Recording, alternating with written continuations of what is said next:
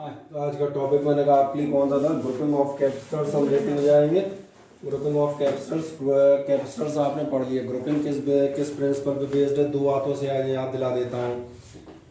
पिछले क्लासेस में भी हमने इसको एक बार डिस्कस किया हुआ है इस टॉपिक को। एक तो आपको याद आएगा 10th में आप कॉम्बिनेशन या ग्रुपिंग ऑफ रेजिस्टर्स पढ़ते थे, और कॉम्बिनेशन या ग्रुपिंग ऑफ रेजिस्टर्स पढ़ते हैं तो एक बहुत सीधी सी बात आती थी, रेजिस्टेंस की आपकी ग्रुपिंग को ज़रूरत, रेजिस्टेंस की ग्रुपिंग की आपको ज़रूरत पड़ती क्यों है। तो रेजिस्टेंस की ग्रुपिंग की ज़रूरत पड़ने का एक बहुत सिंपल सा कारण बताते थे कि दुनिया में जो भी रेजिस्टेंस आएंगे वो कुछ स्टैंडर्ड साइजेस में आएंगे। इसलिए मैंने कहा इस कंसेप्ट को रिपीट कर दूँ। फॉर एग्जांपल मान के चलो आपसे कहा जाए मेजरमेंट के लिए बांट आते हैं, वेट्स देखें जनरल स्टोर वगैरह पे कितने किलो के आते हैं, कभी आप देखेंगे तो 1 kilo, 2 kilo, 5 kilo and direct then 10 kg, यानी इंटरमीडिएट डिजिट जो आपके डिजिट्स हैं लाइक 6 kg, 7 kg और 12 kg, these are not available. तो फिर क्या सवाल आता है, क्या इनको हम कभी खरीदेंगे ही नहीं। कभी कोई आदमी 7 किलो शक्कर नहीं खरीद सकता, और अगर खरीद सकता है देन क्या करेगा वो, डेफिनेटली मतलब जो भी आप कह रहे हैं वो जाएगा इनके जो अवेलेबल साइजेस हैं उन्हीं के ग्रुपिंग या कॉम्बिनेशन पे। जो भी कॉम्बिनेशन बनाना चाहे वो उसके अकॉर्डिंग होगा। सिमिलर प्रोसेस हम कहते हैं इस बार हम 3 बार पढ़ेंगे, तो 3 बार में से एक बार थोड़ा सा अच्छे से समझा देता हूँ, बाकी दोनों बार उसको सिंपली घसीट लेंगे। ग्रुपिंग ऑफ कैपेसिटर्स पढ़ेंगे, आप सेल्स पढ़ेंगे, इंडक्शन क्वाइल्स पढ़ेंगे, और मैंने कहा आप कैपेसिटर्स पढ़ने वाले हैं पहली बार में। सबके पीछे रीज़न वही है जो भी आपके अप्लायंसेज हैं, चाहे रेजिस्टेंसेज हों, क्वाइल्स हों या ये हों, these are available in certain standard values only, और आपको उनके अलावा कोई इंटरमीडिएट वैल्यू रिक्वायर्ड है तो फिर आपको उनके कॉम्बिनेशन या ग्रुपिंग की तरफ कहीं ना कहीं जाना पड़ता है। अब जब आप जाते हैं तो ध्यान देखें यहाँ पर ग्रुपिंग ऑफ कैपेसिटर्स 2 टाइप से पॉसिबल होगी, और जो 2 टाइप आपके पास पॉसिबल होंगे इनमें से सबसे पहला आपके लिए कहलाता है सीरीज ग्रुपिंग। सवाल आता है सीरीज ग्रुपिंग से हमारा क्या मीनिंग होगा। सीरीज का मतलब होगा when all the elements are connected one after the other, और एलिमेंट कह रहा हूँ because it is applicable for the coils, resistors, cells and other things also. एक के बाद अगर आप उनको अप्लाई करते जा रहे हैं तो मैंने कहा ये कौन सा है, सीरीज ग्रुपिंग है। जैसे सबसे अच्छा सीरीज का जो घर में एग्जांपल है वो याद दिलाता हूँ। कभी आपने टॉर्च में सेल डाले हैं, अगर आपने टॉर्च में सेल डाले हैं तो आपने ध्यान दिया होगा, ये जैसे मान चले ये आपकी टॉर्च, और टॉर्च में जो आपके सेल डल रहे होते हैं वो कुछ ऐसे डल रहे होते हैं, सही बोल रहा हूँ ना। और ये जो मैंने दिखाया है इसको दिखाने पर्पज ये आप देखेंगे इसका plus then minus then plus then minus, यानी जो आपके टर्मिनल्स हैं these are connected in alternate manner, और यही सीक्वेंस यही हम फॉलो करते हैं for the series grouping of capacitors also. Series grouping of capacitors आप किसको मानते हो जाते हैं, ध्यान से अगर आप देखें, in number of condensers are connected one after the other. शर्त आपके पास क्या होगी, शर्त ये होगी कि जब आप इन कंडेंसर्स को अप्लाई कर रहे हैं तो आप ध्यान देखें पॉजिटिव प्लेट, ये नेगेटिव प्लेट, और ध्यान जाएगा negative plate is connected to the positive plate. इसके बाद फिर आएगी नेगेटिव, नेगेटिव के बाद आपका फिर कौन आएगा, पॉजिटिव, और फिर नेगेटिव एंड सो ऑन। दूसरा आप देखेगा सिंगल लाइन है, सिंगल लाइन नजर आ रही है आपको, इसका मतलब ध्यान देखना जो भी चार्ज आप एक कैपेसिटर पे भेजेंगे सिमिलर चार्ज और same charge will get developed और induced across all the plates. इसलिए पहली चीज़ है समझ में आती है कि सीरीज में जो आपको याद रखना है चार्ज आपका होगा कांस्टेंट या सेम। जब हम आगे किसी करंट फ्लोइंग फिनोमेना पे जाएंगे जैसे रेजिस्टेंस, तो वहाँ चार्ज हो जाए फ्लोइंग चार्ज होगा तो वहाँ मैं वर्ड इस्तेमाल कर दूंगा current through each resistance is a common और कांस्टेंट। तो फिलहाल हमारे पास कैपेसिटर्स हैं स्टैटिक कंडीशन में है, तो यहाँ हम कह देते हैं आपकी क्या चीज़ कांस्टेंट होगी, यहाँ पर आपका चार्ज कांस्टेंट होगा, ठीक है ना। क्या ये मेरी बात समझ में आती है।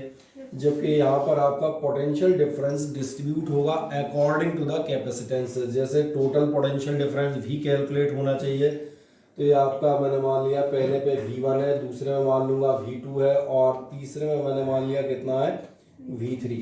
क्या एक रफ आइडिया लग जाता है। पहले आप एक सीरीज ग्रुपिंग का फिगर बना दें छोटी सी कॉपी में, 1 मिनट के अंदर हम सॉल्व कर देंगे, खत्म।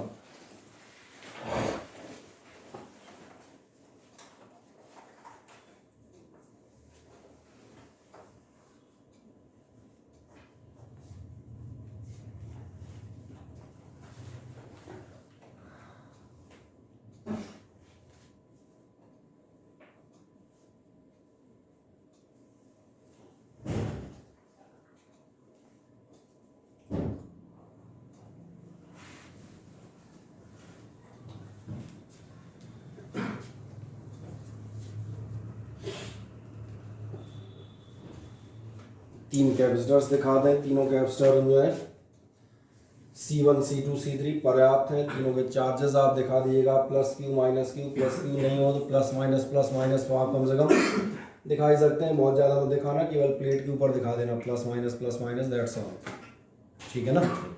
इन शॉर्ट भी हम फिगर को थोड़ा सा शॉर्ट कर सकते हैं।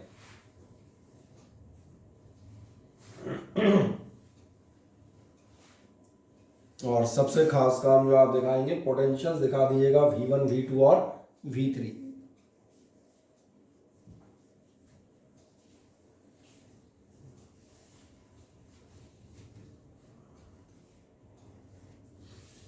जी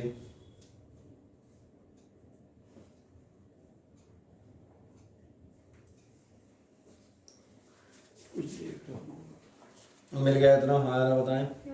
ठीक है, जैसे इतना मिल जाता है, तीन इससे रिलेटेड जो आपके की पॉइंट्स होंगे उन की पॉइंट्स को आपका पढ़ देता हूँ।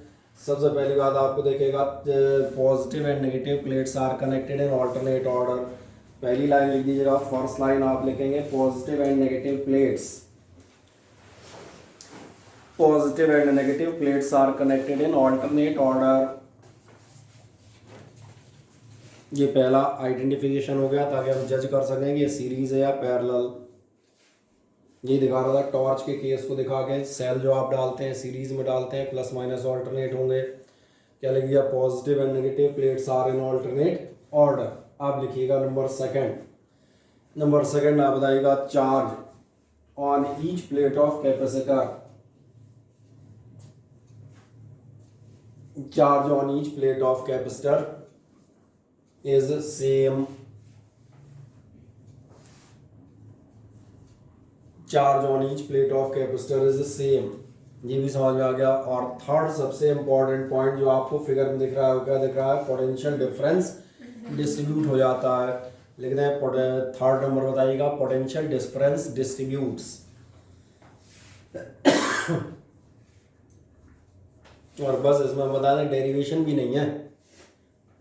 पोटेंशियल डिफरेंस अगर हम डिस्ट्रीब्यूट कह रहे हैं तो क्या है, समझ में आ रहा है? जो टोटल पोटेंशियल डिफरेंस है उसी के तीन टुकड़े हुए हैं, यानी जो आपका V है, इस V का टोटल है V1 plus V2 plus V3 आ जाएंगे। तो दिखा दें अगले स्टेप में, that is V is equals to V1 plus V2 plus V3। दिखा दिया V is equals to V1 plus V2 plus V3। हाँ है ना, डायरेक्ट समझ में आ रहा है। सबसे खास बात, क्या आपने ये पढ़ा हुआ है Q is equals to CV होता है? अगर ये आपने पढ़ा है, यानी आपका V की जगह क्या आ जाएगा? Q अपॉन C, और Q अपॉन C से वैल्यू रख दो तो देखो ध्यान से, Q बाई C। चाहो तो इसके सफिक्स में मैं लिख देता हूँ S। S का मतलब समझ में आएगा, ये मैं पूरी सीरीज की बात कर रहा हूँ। कर दें Q upon CS is equals to कितना होगा? V1 यानी Q by C1, Q by C2, Q by C3। Q सबका कॉमन है, और एक मज़ेदार बात, ये कैंसिल हो जाएंगे तो आपको सीधा एक लाइन में रिजल्ट ही मिल जाएगा। और कितना मिल जाएगा कि आपका 1/c इज इक्वल्स टू होना चाहिए 1/c1 plus 1/c2 plus 1/c3।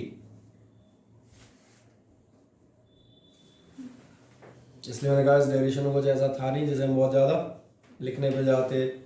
एक आध दो इसमें कंडीशन बनेगी, क्या यहाँ तक आप पहुँच जाते हैं? ठीक है, कंडीशन क्या क्या बनेगी? जैसे ये कंडीशन हम शॉर्टकट में इस्तेमाल करेंगे न्यूमेरिकल्स में।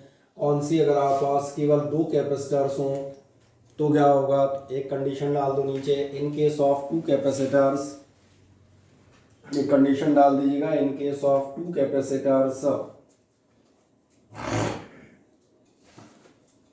और in case of two capacitors पे जाएंगे तो आपकी गिनती कहाँ तक जाएगी? 1/CS is equals to 1/C1 plus 1/C2, यहीं तक रहोगे ना। इसका मतलब क्या होगा? इसका मतलब एलसीएम ले लो, मैं अगर तो बड़े में ले लूँगा, आपको क्या मिलेगा? 1/CS is equals to C1 plus C2 upon C1 plus C2, यही होगा। एलसीएम ले लो अगली बार, और एलसीएम ले लिया है तो इसी को आप सीधा कर देना। सीधा करोगे तो क्या हो जाएगा? तो आपको मिल जाएगा CS is equals to C1 C2 upon C1 plus C2। उसमें तो ये वैल्यू 1/c की है। हाँ बोलो। तो ये जो है C1 C2 upon C1 plus C2, हाँ ये सब 1/c की वैल्यू है इसमें तो। हाँ दोबारा अच्छा इसमें तो उसको सीधा करना, कोई दिक्कत नहीं, तो करेक्ट कर देना। इतना तो खुद ही दिख जाएगा यार, एलसीएम ऑपोजिट किया उसमें, इतना क्या सोचना। ये तो एक आध प्रिंटिंग और टाइपिंग मिस्टेक परमानेंट बनी रहती है, तो बनी ही रहेगी। फिजिक्स में इतना उलझाव रहता है, वो बनी रहती है, वो हटा लो।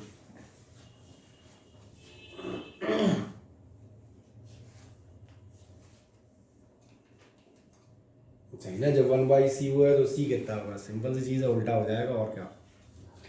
काम में कहाँ आएगा, मैंने कहा जनरली क्या होता है, जब आपको न्यूमेरिकल दिए जाएंगे उनमें दो कैप्स्टर होते हैं, तो उनका एलसीएम नहीं लेते, सीधा इसी कर देते हैं, 4 2 जा 4 + 2 बराबर इतना आ गया। अब एक और कंडीशन हो सकती है, एक और कंडीशन क्या हो सकती है वो बताते हैं। तो एक नेक्स्ट रहेगा कंडीशन सेकंड, कंडीशन सेकंड जाएगा all the capacitors are identical. चलो आइडेंटिकल वाले का इसमें डायरेक्ट लिखा है, मैं एक लाइन बढ़ा देता हूँ।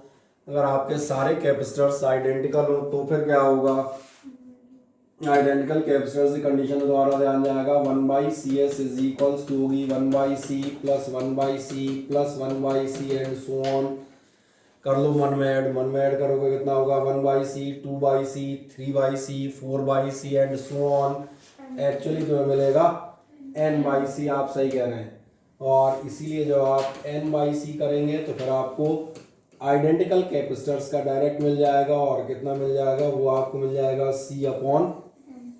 तो ये शॉर्टकट तब काम में आ जाएगा जब कहीं ऐसा बड़ा सा क्वेश्चन दिया होगा, 10 कैपेसिटर लगे हैं लेकिन सब 5-5 के होंगे, तो उसमें आपको कोई एडिशन नहीं करना, सीधा लग जाएगा आइडेंटिकल है C/n, यानी दिस बाई दिस कर दो, खत्म। 1 सेकंड का क्वेश्चन रह जाता है।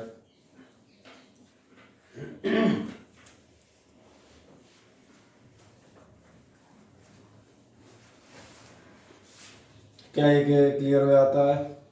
ये नॉर्मल सी चीज़ है, हर कैपेसिटर के अकॉर्डिंग आपका पोटेंशियल डिफरेंस कितना होगा, V/n।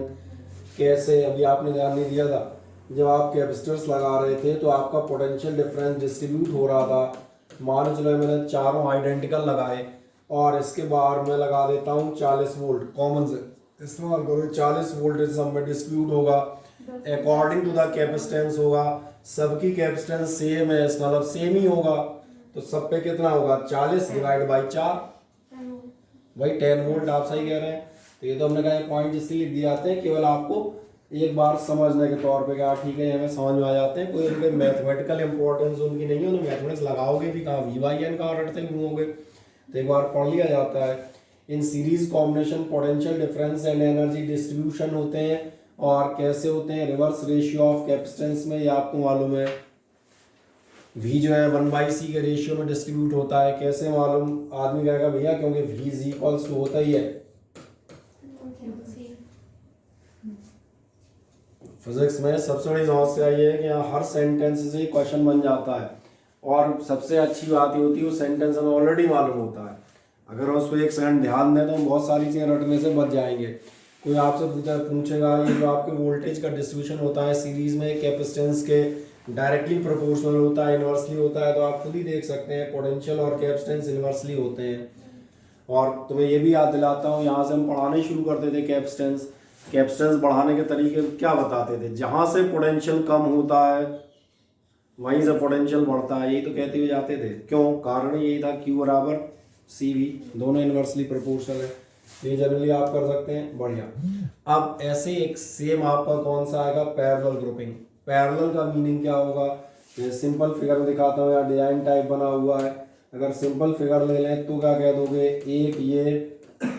एक ये और एक मैंने मान लिया ये तीनों आप देखेंगे पैरेलल में। पैरेलल की पहचान क्या है, पैरेलल की पहचान है सबके लिए अलग अलग वायरिंग होंगी, अब सिंगल वायर पे तीनों नहीं होंगे। और सबसे खास बात आप देखेगी, सबके पॉजिटिव प्लेट्स एक जंक्शन पर आ रहे होंगे और सबके नेगेटिव प्लेट किसी दूसरे जंक्शन पर जा रहे होंगे। तो दो स्पेसिफाइड जंक्शन के बीच में अगर कैपेसिटर्स अटैच हैं तो फिर आप इसको क्या कह देते हैं, पैरेलल। और ये ध्यान रखिएगा, जितने भी पैरेलल होंगे वो स्पेसिफाइड जंक्शंस के बीच में होंगे, यानी हिंदी में बात कर देता हूँ, उनके सींग और पूंछ उन्हीं दोनों जंक्शन के बीच में होंगे। जैसे अगर मान के चले कोई एक यहाँ पर आपका कह दे ये वाला कैपेसिटर इसके पैरेलल है क्या, तो कह दूंगा नहीं, क्योंकि इसकी पूंछ तो मिल रही है, सींग नहीं मिल रहा है, तो कहीं और जा रहे हैं। समझ आ जाता है। तो ये ध्यान रखिएगा, स्पेसिफाइड जंक्शन होने चाहिए। तो एक नेक्स्ट डाल दीजिएगा, पैरेलल ग्रुपिंग।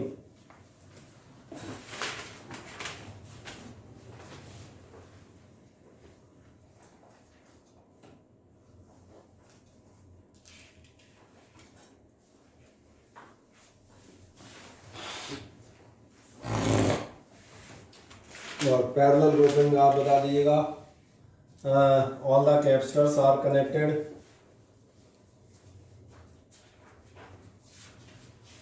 इसमें आप बताएंगे all the capacitors are connected between two specified junctions.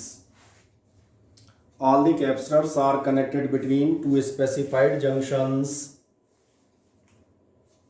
Are connected between two specified junctions.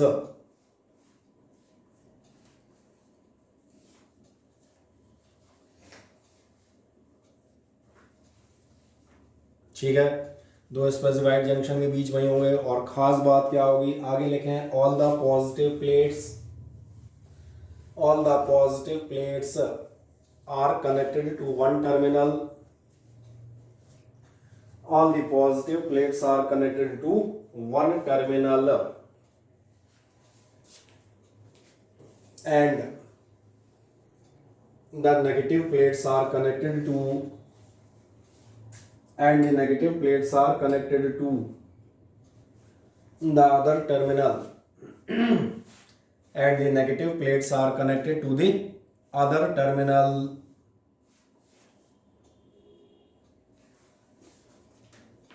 Clear हो गया।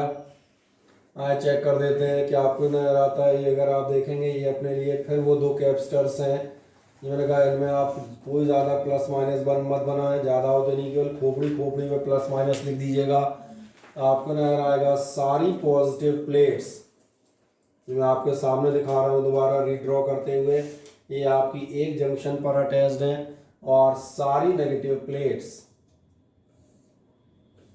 ये आपके दूसरे जंक्शन पर अटैच है। और बाकी दो बैटरी हमने लगाई रखी है, तो खैर लगाई लोगे ना नीचे से। तो बना दे एक छोटा सा फिगर।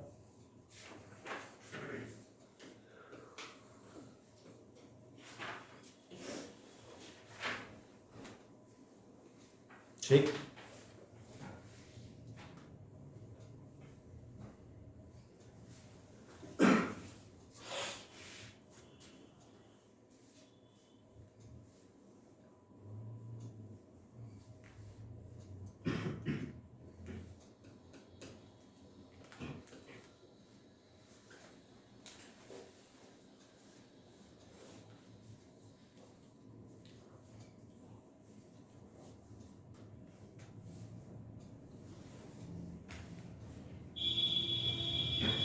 ठीक हो, जरूरी नहीं तो ऐसा डिजाइनर ही बनाओ।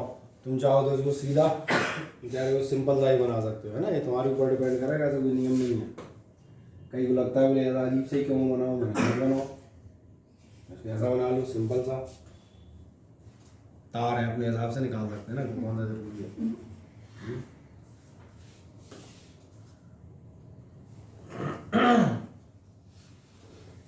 बहुत ज़्यादा प्लस माइनस लिखने की ज़रूरत नहीं है, क्योंकि ये प्रिंटेड फिगर कहलाते हैं। देखो साफ बताएं, प्रिंटेड फिगर में ज़्यादा डिटेल मौजूद होते हैं। इतने प्लस प्लस माइनस माइनस बनाओगे तो एग्जामिनेशन का टाइम ही निकल जाएगा। एक बड़ा सा प्लस एक बड़ा माइनस लिख देते हैं, दैट्स ऑल। मिल जाए फिगर, हाँ ना बताएं। और जैसे ही मिल जाता है तो मेरे अगली चीज़ आई। इसमें क्या खास बात थी, पिछली बार आपसे कहा था चार्ज सेम रहेगा, पोटेंशियल डिस्ट्रीब्यूट होगा। आपकी बार आप देखना चार्ज तीन अलग अलग जगह जाएगा, और तीन अलग अलग जगह जाने मतलब समझ में आ रहा है, एक का चार्ज अलग, दूसरे का अलग और तीसरे का अलग। जबकि पोटेंशियल डिफरेंस देखोगे तो ये सारे इन्हीं दो पॉइंट्स के बीच में कनेक्ट हैं। इन दोनों पॉइंट के बीच में मान चलो 10 वोल्ट का पोटेंशियल डिफरेंस है, तो चाहे इन दोनों के बीच में इसको लगाओ चाहे इसको लगाओ, और चाहे डिफरेंस तो सेम ही आएगा दोनों पॉइंट का सर्किट में। इसलिए यहाँ पर एक खास बात लिख दिएगा, यहाँ नीचे आप लिखेंगे पोटेंशियल डिफरेंस रिमेन्स सेम और कांस्टेंट। इसमें आप बताएंगे पोटेंशियल डिफरेंस रिमेन्स सेम और कांस्टेंट।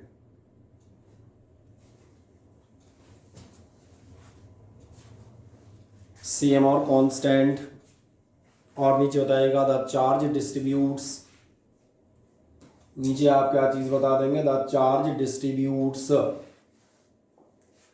और मेरा ख्याल है चार्ज डिस्ट्रीब्यूट, चलो कैपिटल क्यू से लिख रहे थे शायद, है ना, चलो कैपिटल क्यू लिख देता हूँ। चार्ज डिस्ट्रीब्यूट का मतलब पैरेलल का जो आपका चार्ज है वो क्या होगा, उसके कई टुकड़े हो जाएंगे, Q1 plus Q2 plus Q3 and so on. और फिर आपसे वही सवाल पूछूंगा कि आपको Q is equals to CV मालूम है, अगर हाँ तो फिर सिंपल ये हो गया आपका CV, कौन सा C, पैरेलल का, ये हो जाएगा C1V plus C2V plus C3V and so on, यानी आपको मिल जाएंगे C parallel is equals to C1 plus C2 plus C3 and dot dot dot.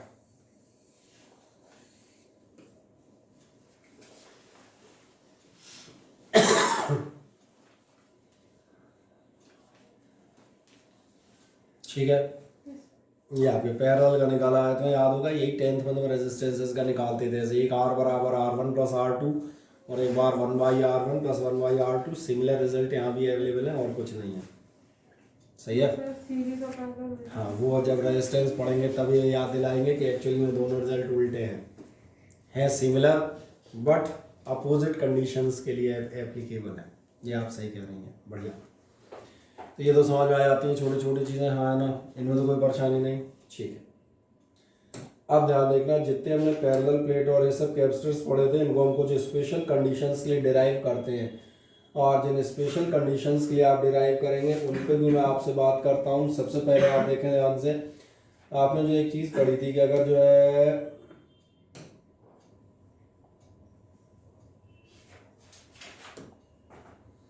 अपने पास, हम कहते हैं कोई पैरेलल प्लेट कैपेसिटर है, पैरेलल प्लेट कैपेसिटर में अपने पास दो केस थे, और दो केस जो थे वो बहुत सिंपल से केस थे, एक ही डायरेक्शन में आपने किए थे कि अगर अपने पास, मैंने मान के चल रहा हूँ ये पैरेलल प्लेट कैपेसिटर है, आप अगर पैरेलल प्लेट कैपेसिटर की कैपेसिटेंस निकालते हैं तो ये आप कैलकुलेट कर चुके हैं, ये आपकी कितनी आई है, C is equals to A epsilon not upon D। दूसरा एक सवाल था, अगर इस पूरे कैपेसिटर में मैं उठा के कोई डाइलेक्ट्रिक भर दूँ तो क्या होगा, कुछ नहीं, अगर आप इसको पूरा डाइलेक्ट्रिक से भर देंगे तो आपकी इस कैपेसिटेंस में सिर्फ एक छोटा सा अंतर पड़ेगा, और वो होगा कि ये हो जाएगी K टाइम्स ग्रेटर। ये भी हमें मालूम था, तो एक लाइन में वहीं ख़त्म कर दी थी। आज का प्रश्न थोड़ा सा अलग हटके, और ये आज का प्रश्न पूछता है, अगर मैं यहाँ पर कंप्लीट डाइलेक्ट्रिक नहीं भरूँ, मैं यहाँ पर आधे हिस्से में डाइलेक्ट्रिक भरूँ और आधे हिस्से में हवा बनी रहने दूँ, that means now a mixture partially air और partially dielectric, so what will happen. तो ये जो हमारा अगला केस है सी के लिए, तो एक सिंपल हेडिंग डाल दें, पैरेलल प्लेट कैपेसिटर विद, डाल दें PPC विद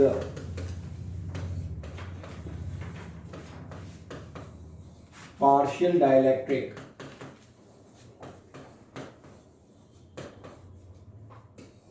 कैसा पैरेलल प्लेट कैपेसिटर हम ले रहे हैं जिसमें आपका डाइलेक्ट्रिक कैसा है, पार्शियल मौजूद है, यानी कंप्लीट में नहीं है, आधे अधूरे में है, ठीक।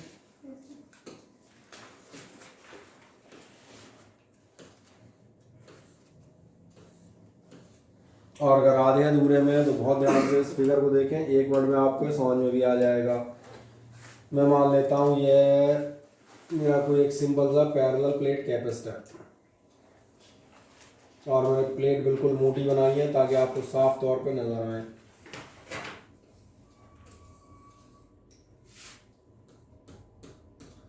एक वही पुरानी प्लेट A, एक वही पुरानी प्लेट B, दोनों के बीच का डिस्टेंस हम मान के चलेंगे, आप मान के चलते थे D, आज भी वही है, ठीक है ना। ये आपकी पॉजिटिव प्लेट है, ये आपकी नेगेटिव प्लेट है, इसको आप क्या करते थे, चार्ज Q देते थे, इसको याद है आप क्या कर रहे होते थे, इसको आप अर्थिंग रख रहे होते थे, तो आज भी वही रखें, बाकी सब सेम है। तो फिर चेंज क्या है, चेंज ये है जो मैंने आपसे कहा था, यहाँ पर हम ये मान के चलेंगे कि आप एक डाइलेक्ट्रिक रखते हैं पार्शियल, यानी यहाँ पर आपका एक डाइलेक्ट्रिक स्लैब इंसर्ट कर दिया जाता है, और ये डाइलेक्ट्रिक स्लैब में सपोज करता हूँ कितनी थिकनेस का इंसर्ट किया जाएगा, ये थिकनेस हम मानते हैं ये है T। और इसलिए ध्यान देखना, जब यहाँ पर लिया जाता है तो पार्शियल डाइलेक्ट्रिक में अक्सर ये आपके क्वेश्चन में लिखा होता है T less than D। T less than का मतलब ये है थिकनेस टोटल डिस्टेंस से कम है। अगर थिकनेस टोटल डिस्टेंस से कम है तो बहुत ध्यान से यहाँ देखो, यहाँ पर आपको नजर आएगा कि आपकी इलेक्ट्रिक फील्ड लाइंस डेवलप होती हैं। अगर मान के चले केवल ए और बी प्लेट्स होती हैं, आपके पॉजिटिव और नेगेटिव चार्ज होते हैं, क्योंकि ये पॉजिटिव प्लेट होती है और ये प्लेट कैसी होती है, नेगेटिव, यही होती। तो आपका डेरिवेशन यहीं से स्टार्ट होता था, इन पॉजिटिव और नेगेटिव के बीच आपकी एक इलेक्ट्रिक फील्ड सेटअप हो जाती है। तो ध्यान देखो, वो इलेक्ट्रिक फील्ड आज भी मौजूद होगी और ये रही वो इलेक्ट्रिक फील्ड। क्या अंतर है, बस ये जो आपने इलेक्ट्रिक फील्ड ली हुई है, जैसे मैंने यहाँ ग्रीन लाइन से बनाया हुआ है, ये इलेक्ट्रिक फील्ड आप देखेंगे ये काय की वजह से, ये है due to the plate charges, और कहाँ पर है, फ्री स्पेस में, एयर में, इसलिए मैं इसका नाम लिख देता हूँ, ये है आपकी ई नॉट। ई नॉट समझ में आ रहा होगा, ये मैं कौन सी ले रहा हूँ, प्लेट चार्जेस वाली। लेकिन एक मज़ेदार बात है, आप ये भी पढ़ चुके हैं कि जब आप ये डाइलेक्ट्रिक स्लैब रखेंगे तो इसके दोनों सिरों पे इस प्लस की वजह से यहाँ पर माइनस, और इस माइनस की वजह से यहाँ पर प्लस, ये आपके चार्ज इंड्यूस होंगे। और अगर इंड्यूस होंगे तो ध्यान देखना, इनसाइड द डाइलेक्ट्रिक भी एक इलेक्ट्रिक फील्ड डेवलप होगी, और जो अंदर डेवलप होगी, चाहे तो आप उसे इंड्यूस्ड कह दें, इंड्यूस्ड चार्जेस की वजह से, और चाहे तो आप इंटरनल कह दें क्योंकि अंदर है। तो पहले बस ये देख लें, फिगर आपको समझ में आ जाता है कम्प्लीटली, हाँ है ना, आराम से एक रफ फिगर बना दें, बाकी एक प्रॉपर फिगर तो आपके पास बना ही हुआ है, आपसे इसलिए बनवा दिया है ताकि आपको इसे बनाने की प्रैक्टिस हो।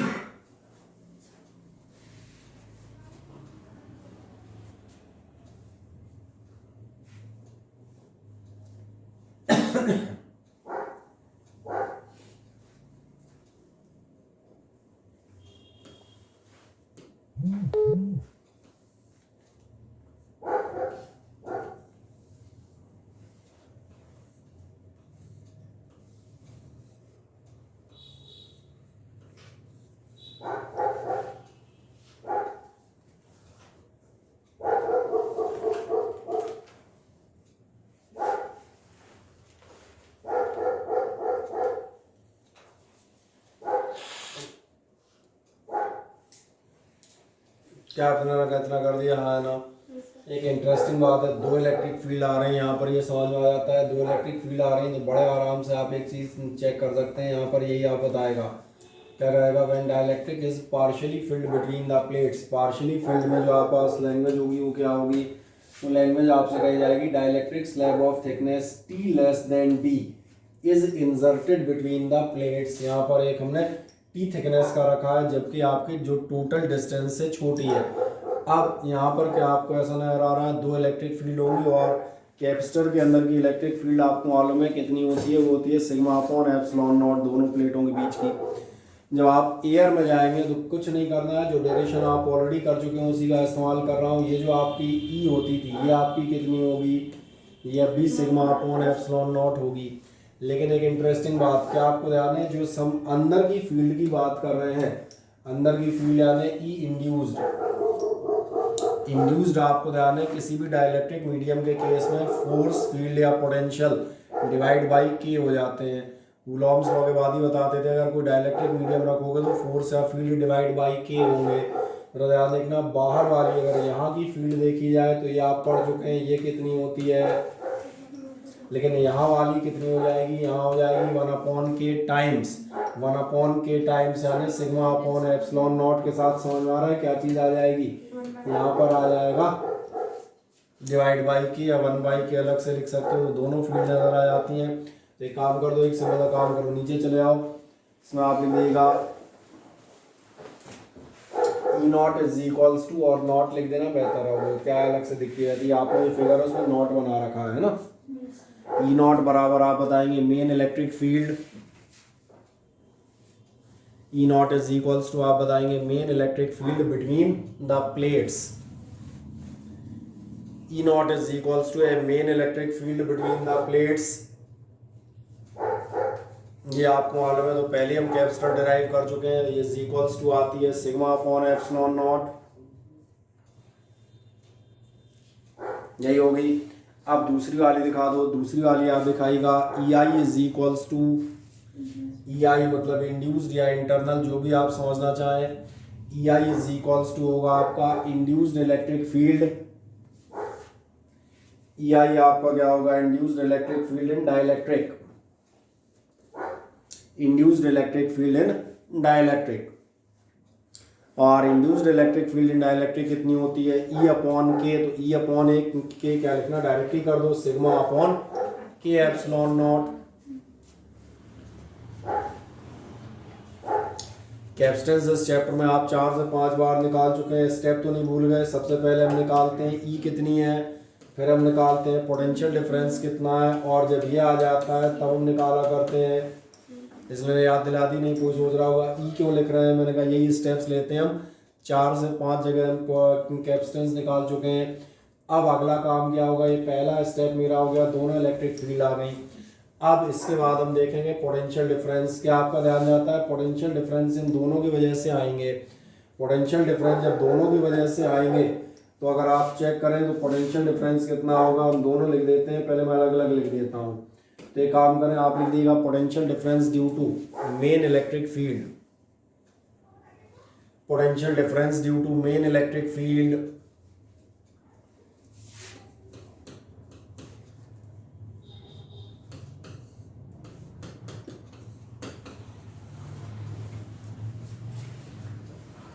जरा देखें ध्यान से, क्या आपको याद आता है V1 is equals to minus integration E not D R. और एक मजेदार बात याद दिलाता हूँ, इसके लिए आप पैरेलल प्लेट कैपेसिटर का डायरेक्शन दोबारा रेफर कीजिएगा, ये D से 0 होता था, अब मैं इसको डायरेक्ट कैलकुलेट करता हूँ, अगर आप वहाँ देखेंगे तो वहाँ ये आंसर आया था, मैं इस आंसर को लिख देता हूँ, ई नॉट वहाँ थी सिग्मा अपॉन एप्सिलॉन नॉट, और आपका डिस्टेंस आया था D। चेक कर लीजिएगा, जो आपका पैरेलल प्लेट कैपेसिटर का डेरिवेशन है उसमें इस इंटीग्रेशन का सॉल्यूशन क्या आता है, sigma upon epsilon not dot D. क्यों आता है आपको डायरेक्ट दिख जाएगा, क्योंकि ई नॉट होती है सिग्मा अपॉन एप्सिलॉन नॉट, उस समय टोटल जितना डिस्टेंस होता है डी होता है। अभी इसको अगर हम डायरेक्ट लिखेंगे तो आप देखना, जो आपका मेन इलेक्ट्रिक फील्ड है वो तो सिग्मा अपॉन एप्सिलॉन नॉट ही है, लेकिन एक मज़ेदार बात है, जो आपका डिस्टेंस है वो डी नहीं है, आपका डिस्टेंस यहाँ देखें मेन इलेक्ट्रिक फील्ड का डिस्टेंस इतना रह गया है, इतना यानी टोटल डी और माइनस, क्योंकि टी में तो दूसरा बैठ गया ना, इसलिए आपका कितना आएगा डी माइनस टी आ जाए। तो पहले तो दिखाएं potential difference due to main electric field,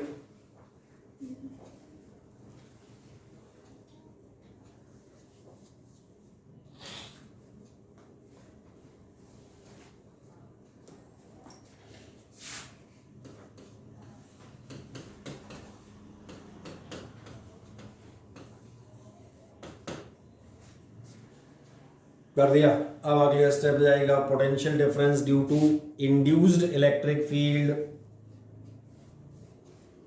अगले नंबर जाएगा potential difference due to induced electric field.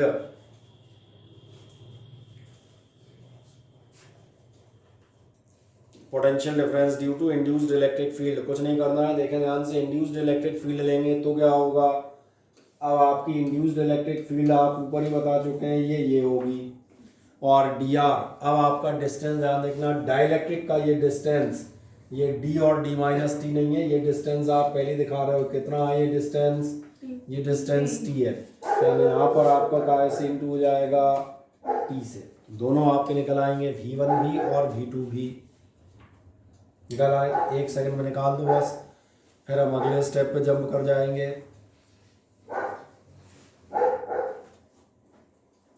ये आपको क्लियर हो जाता है, दो अलग अलग फील्ड हैं, दोनों का अलग अलग पोटेंशियल डिफरेंस आएंगे, तो इसका मतलब दोनों का टोटल लगाना पड़ेगा। टोटल लगाओगे तो क्या होगा ध्यान देखना, इसलिए आपका जो टोटल पोटेंशियल डिफरेंस होगा वो कितना हो जाएगा, दिख रहा होगा दिस प्लस दिस, और दिस प्लस दिस मतलब यही जो हम लाइन ले रहे थे। क्या है, लाइन क्लियर हो जाती है आप शीट की, तो आप इसको और डिटेल में चलते हैं, हमने थोड़ा सा लंबा खींच दिया है। अगले स्टेप में जाएगा 10 नेट पोटेंशियल डिफरेंस V बराबर V1 plus V2, 10 net potential difference V is equals to V1 plus V2। ठीक है, कुछ नहीं, शीट में एक आध लाइन कम है शॉर्ट में, और कुछ नहीं, उसी को मैंने थोड़ा डिटेल कर दिया ताकि समझ में आए। यदि दोनों को ऐड करोगे V1 प्लस V2 में, जरा दोनों को ध्यान से देखो, सिग्मा अपॉन एप्सिलॉन नॉट आप सही कर रही है, कॉमन आ जाएगा, और sigma upon epsilon not common लोगे तो इसमें क्या बचेगा, इसमें बचेगा d माइनस टी, और इसमें बच जाएगा t अपॉन के, खत्म। तो ये आपका पोटेंशियल निकल गया।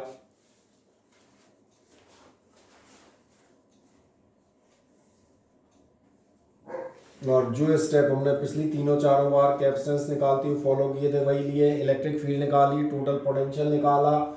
अब आखिरी स्टेप मेरा रह गया है C is equals to Q upon V करने का, और उसी के बीच में ध्यान आएगा सिग्मा की वैल्यू रखूंगा, क्या जाता है Q upon A.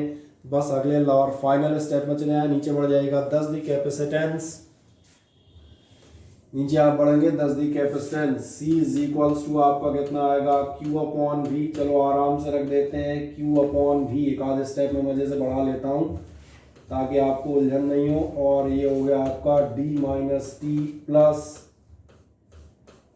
T by के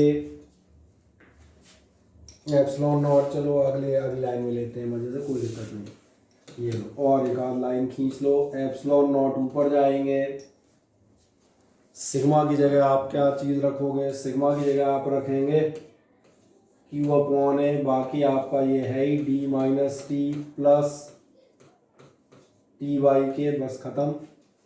Q कैंसिल हो जाएंगे, ए ऊपर चला जाएगा, कर दें सॉल्व।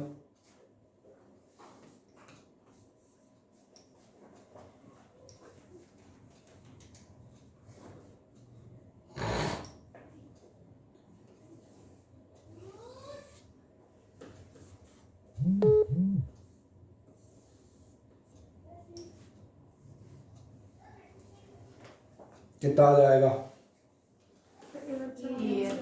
जी तो क्या था, ए ऊपर पहुंचा देना तो हो जाएगा A epsilon not upon Q खत्म ही हो गए, तो ये रह जाएगा d minus T plus T by के। कुछ बुक्स आप देखना है थोड़ा सा और मॉडिफाई कर देंगी, और कुछ मॉडिफाई नहीं करना, सही कह रहे हो, टी कॉमन लेना है तो ये तो अपने हाथ में रहते हैं, कर देंगे तो कोई दिक्कत नहीं है। उसको ऐसे लिख दो, जो कॉमन लेके दिखाना चाहे उस साथ ऐसा कर देना, ये हो जाएगा d माइनस टी, और इन दोनों से टी कॉमन कर लो तो ये हो गया 1 माइनस 1 बाई के, खत्म। और इसमें कुछ हो ही नहीं सकता है इसके अलावा, बहुत है इतना।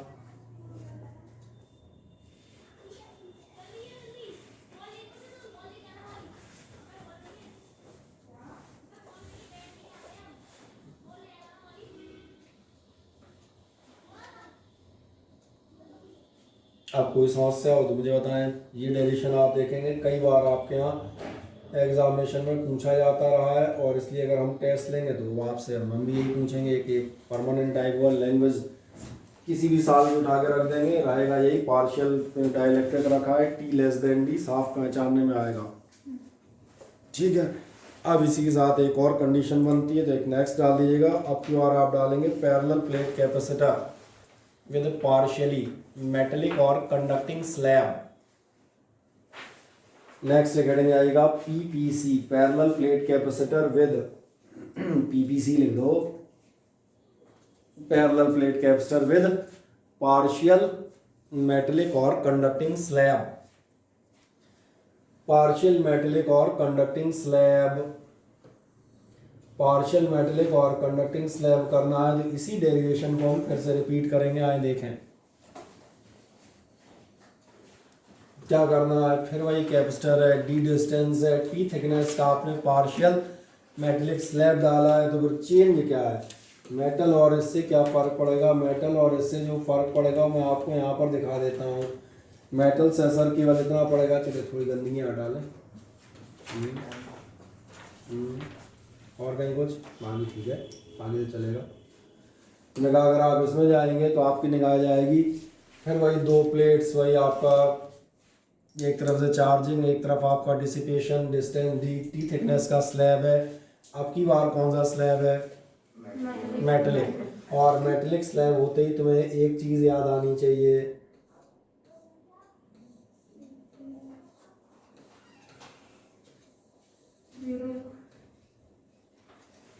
समझ आ गया। बना दो फिगर फुर्ती से, फिगर वही रिपीट करना है, ई आई बराबर 0 लिखना है, ख़त्म। इसी के साथ आपका डेरिवेशन ऑलरेडी प्री कंप्लीट हो गया। मैं करूँगा तो करूँगा कुछ नहीं, मैं तो सिर्फ लिखा हुआ मिटाऊंगा नहीं, या कुछ नहीं लिखूंगा।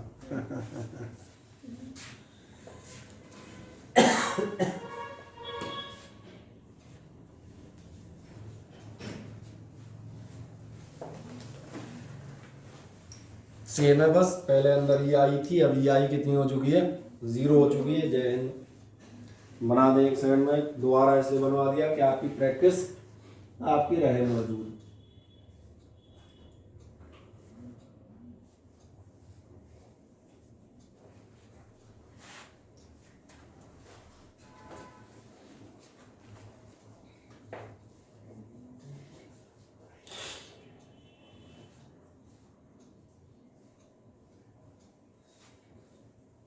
और तुम्हारा कोई और टीचर भी स्मार्ट बोर्ड इस्तेमाल कर रहा है, नहीं कर रहा?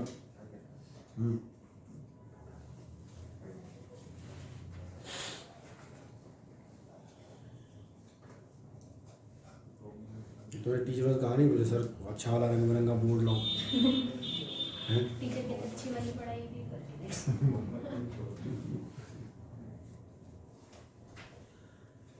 बना दिया डायग्राम? अरे अभी नहीं, जल्दी बना दे। बनाने क्या है, केवल खुचुर खुचुरी तो करनी है बस एक चीज की। हाँ, ई आई बराबर 0 लिखना है ऊपर वाला।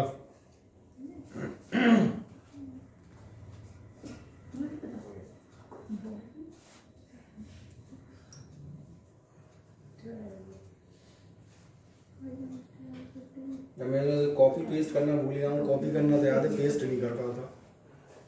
एक बार मैंने कॉपी किया, फिर सोच रहा पेस्ट में जगह बने रहना।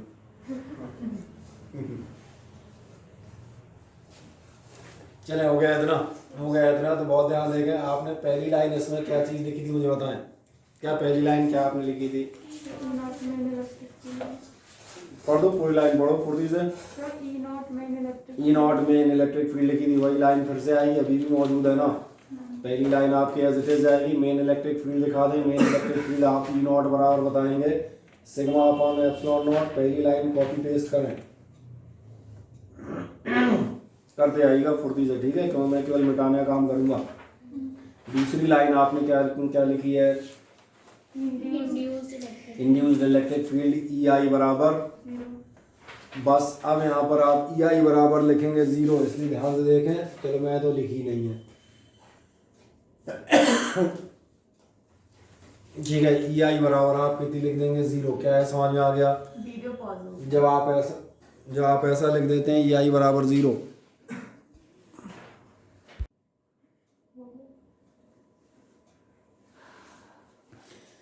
जैसे आप ई आई इज इक्वल टू 0 बताते हैं। अब नंबर है इसके बाद आपके क्या थे पोटेंशियल्स, क्या आए होंगे? V1 V2 क्या आए? पोटेंशियल डिफरेंस ड्यू टू, शायद पहला आपने लिया होगा प्लेट चार्ज है, ऐसा कुछ। प्लेट चार्ज का potential difference as it is आएगा, लिख दें। अगली लाइन में आप जाए पोटेंशियल डिफरेंस ड्यू टू, हाँ, मेन इलेक्ट्रिक फील्ड या प्लेट इलेक्ट्रिक फील्ड, जो भी वर्ड ले लिया हो। उस तीसरी लाइन को आप कॉपी करेंगे और पेस्ट कर दें। कितनी आएगी? Sigma upon epsilon not into D minus T.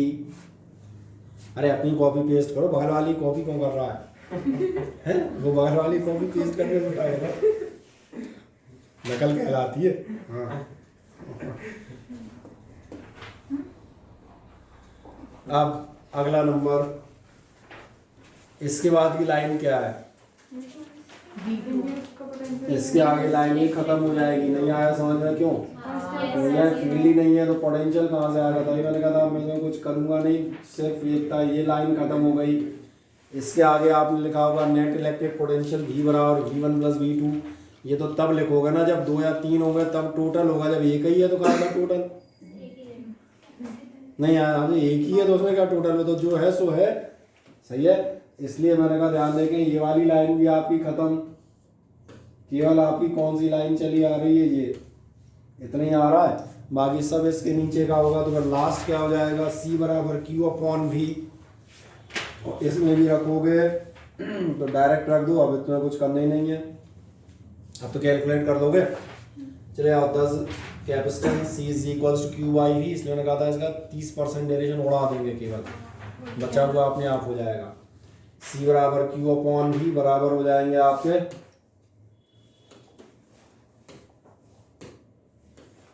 Sigma upon epsilon not D minus T।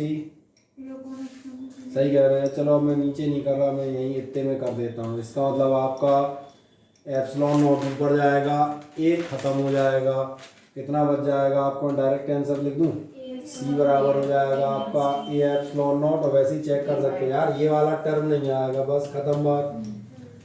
ऐसे ही डायरेक्ट चेक करा सकते हैं, ये वाला टर्म नहीं आएगा और ये वाला नहीं आएगा, तो कितना रह जाएगा? D minus T। मिल गया। एक आध लाइन में कैलकुलेट कर दी, नीचे मत घुस जाना, यहीं से डाइवर्ट हुए। एक आध अपने हिसाब से कैलकुलेशन है, एक आध वर्ड आप बढ़ा सकते हैं। मैंने डायरेक्ट लिख दिया है, कोई दिक्कत नहीं। मुझे दिख रहा है Q अपॉन A होना है, तो Q से Q cancel, A epsilon not ऊपर। तुम लिख के करना चाहो लिख के कर दो, हाँ लिख दो, मिल जाता है ये वाला भी। और इससे एक महान बात और पता चलती है, वो महान बात ये पता चलती है कि आप चाहे डाइलेक्ट्रिक भरें और चाहे आप मेटेलिक स्लैब भरें, आपकी कैपेसिटेंस इंक्रीज ही होगी। कैपेसिटेंस इंक्रीज होगी, कैसे पता चल रहा है? देखो ध्यान से, यहाँ D की जगह D माइनस T आ रहा है। D माइनस T मतलब न्यूमरेटर आपका छोटा हो रहा है, और अगर न्यूमरेटर छोटा हो रहा है तो कैपेसिटेंस की वैल्यू बढ़ेगी। इसलिए एक इम्पॉर्टेंट लाइन लिख दीजिएगा, नीचे आप लिख दीजिएगा, the capacitance of A PPC increases. नीचे आप बताएंगे दस the capacitance of a PPC increases, capacitance of a PPC increases, PPC increases on inserting a metallic slab partially, on increasing a metallic slab partially। क्या clear हो गया? हाँ या ना? ठीक है। अब एक अगली चीज़ बता देता हूँ, उसको ध्यान देख लें, केवल आपको देखनी है, उसमें आपको कोई महान काम नहीं करना है। अगर आप नंबर ऑफ डाइलेक्ट्रिक स्लैब रखें, जैसे मैंने क्या कहा था, आपने जो है एक के बजाय ऐसे 2 3 4 5 रख देते तो क्या करते? तो कुछ नहीं करते। ध्यान देखो, अपना खुद का डेरिवेशन देखो, तुमने जो डेरिवेशन डाइलेक्ट्रिक स्लैब के लिए किया है, इसको केवल शीट में से आपको एक बार पढ़ लेना है और कुछ नहीं। क्या आपका ध्यान जा रहा है? ऊपर आपका एप्सिलॉन है, नॉट ए है, नीचे लिखा है D माइनस T प्लस आपका लिखा है T बाई K। यही चीज़ लिखी है, हाँ या ना? तो अब जरा देखो ध्यान से, अगर आप एक स्लैब के बजाय कई स्लैब रख देंगे तो आप इसको डायरेक्ट कैलकुलेट कर सकते हैं अपना दिमाग का इस्तेमाल करते हुए। कैसे? एप्सिलॉन नॉट A और D तो यहीं के यहीं है। जो T है थिकनेस, T थिकनेस किसकी थी? डाइलेक्ट्रिक की। एक्चुअली डाइलेक्ट्रिक की थिकनेस 3-4 बार में हो जाएगी, यानी कितनी हो जाएगी? T1 plus T2 plus T3। ऐसे जो आपके T बाई K थे वो भी आपके 4-5 हो जाएंगे, T by K1, T2 by K2 और T3 by K3।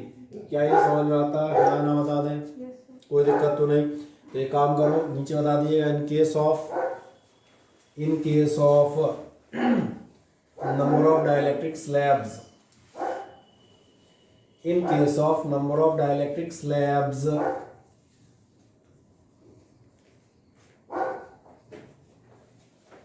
Number of dielectric slabs आप रखेंगे तो आपको मिल जाएगा C is equals to epsilon not A upon, क्या इसको दोबारा लिख दूंगा? दिख रहा है ऑनलाइन वालों पूछ लें बाल को, तुम्हें ये वाला डेरिवेशन पढ़ने आ रहा है?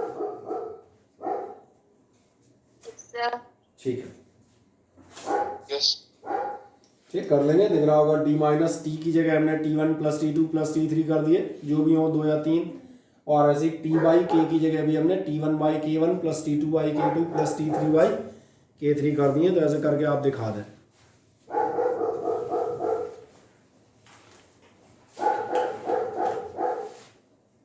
मिल गया इधर वाला।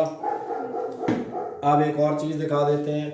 अगर मान चलो डाइलेक्ट्रिक से कंप्लीटली फिल्ड कर डाला तूने, कंप्लीट फिल्ड मतलब जैसे ये 1 2 3 4 चारों मिला के पूरा फिलअप कर दिया। अगर चारों मिला के आपने पूरा फिलअप कर दिया है तो आप एक काम कर सकते हैं। क्या आपने ध्यान दिया है? T1 plus T2 plus T3 plus T4, इन चारों T1 T2 T3 का टोटल आपका D के बराबर हो जाएगा। तो एक काम कर दो, आगे लिख दो इफ फिल्ड कंप्लीटली, नीचे लिख दे इफ फिल्ड कंप्लीटली। अगर आपने पूरी तरह भर दिए हैं, पार्शियल नहीं रखा,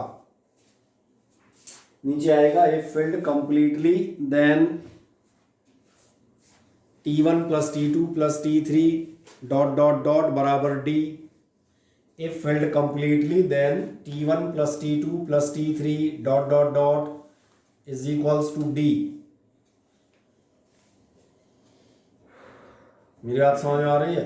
ये जो आपके T1 T2 T3 का टोटल है आपके D के बराबर हो जाएगा ना, कंप्लीटली फिल्ड कर रहे हो तो एक मजेदार बात हो जाएगी। देखो जरा ध्यान से, तुमने ऐसा ध्यान नहीं दिया? अगर ये D के बराबर हो जाएंगे तो एक टर्म कैंसिल हो जाएगा, ये T1 plus T2 plus T3 plus T4 और ये बराबर काय के हो जाएंगे? D के। तो कंप्लीटली फील्ड में आप देखना केवल कितना बचेगा, केवल इतना बचेगा। मिल गया? कंप्लीटली फील्ड वाले का आप डायरेक्ट निकाल सकते हैं। तो लिख दें दस C इज इक्वल्स टू, वैसे साइड में लिखा भी हुआ है, C इज इक्वल्स टू आपको मिलेगा epsilon not A upon T1 upon K1 plus T2 upon K2, क्योंकि यही बेचारे बच रहे हैं, वो तो कैंसिल ही हो गए, plus T3 upon K3 etcetera. तो ये इसलिए दिया है कि फुल कर दिया हो कंप्लीट, और ये दिया है कि आपने कैसा कर रखा हो पार्शियल। तो इसलिए आप देखेंगे शीट में दोनों के फिगर मौजूद हैं और दोनों के आपके वैल्यूज मौजूद हैं। क्या एक क्लियर हो जाती है? हाँ ना बताया, कोई दिक्कत तो नहीं? बढ़िया। अब एक नेक्स्ट ले आते हैं। इस बात मेटेलिक स्लैब आपने कर ही दिया। अब मेटेलिक स्लैब में भी एक खास कंडीशन बता देते हैं। अगर आप पूरा का पूरा डाइलेक्ट्रिक भर दें, सॉरी पूरी की पूरी मेटेलिक स्लैब भर दें, कंप्लीट मेटेलिक स्लैब, या मैंने कहा इसको आप शॉर्ट सर्किट कर दें, तो एक और केस लिखो, अगला केस नंबर 2। ये भी केस 1 तो यही था ना, बहुत सारे भर दिए जाए। केस नंबर 2 में आप लिख दीजिएगा if the gap is completely filled with metallic slab, gap is completely filled with metallic slab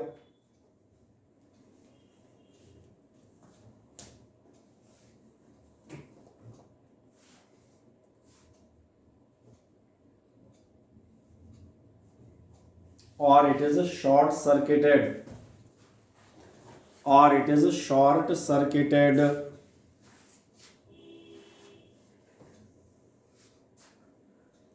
चलो मैं ही दिखा देता हूँ, वैसे तो तुम्हारी शीट में भी दिया हुआ है। शॉर्ट सर्किटेड क्या आपका ध्यान जाता है? आपका C बराबर होता है A epsilon not upon B minus T। अब आपने क्या किया है? कंप्लीट फिल कर दिया है।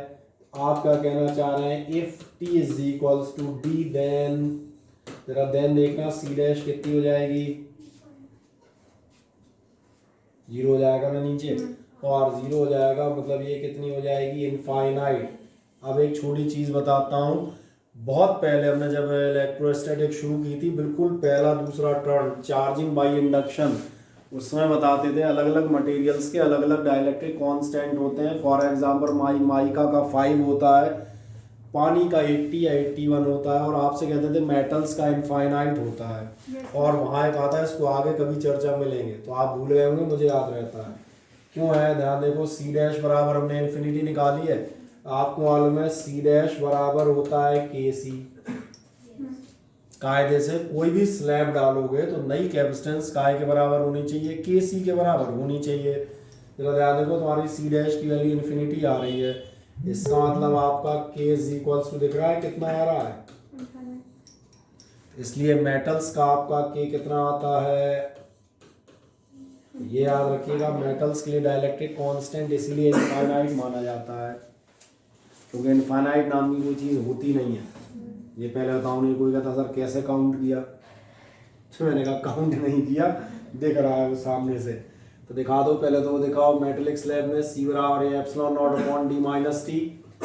अगर आपका T is equals to D है then C dash is equals to infinity. और आगे बताएंगे, एक छोटा सा ये बता देना, as C dash is equals to कितना होता है के सी, तो इसका मतलब K is equals to infinity आएगा मेटल्स के लिए।